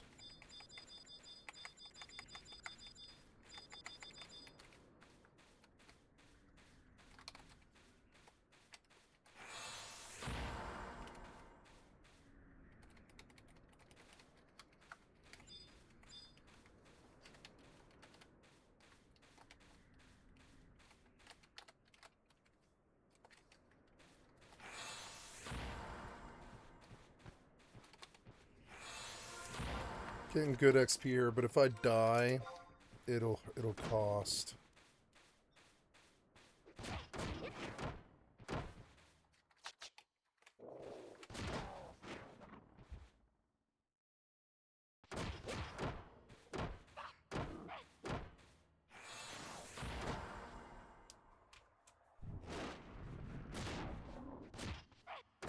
Okay, I'm gonna feed my cat. I'll be right back. Yeah, it's dinner time. Getting the feed you. Give me just a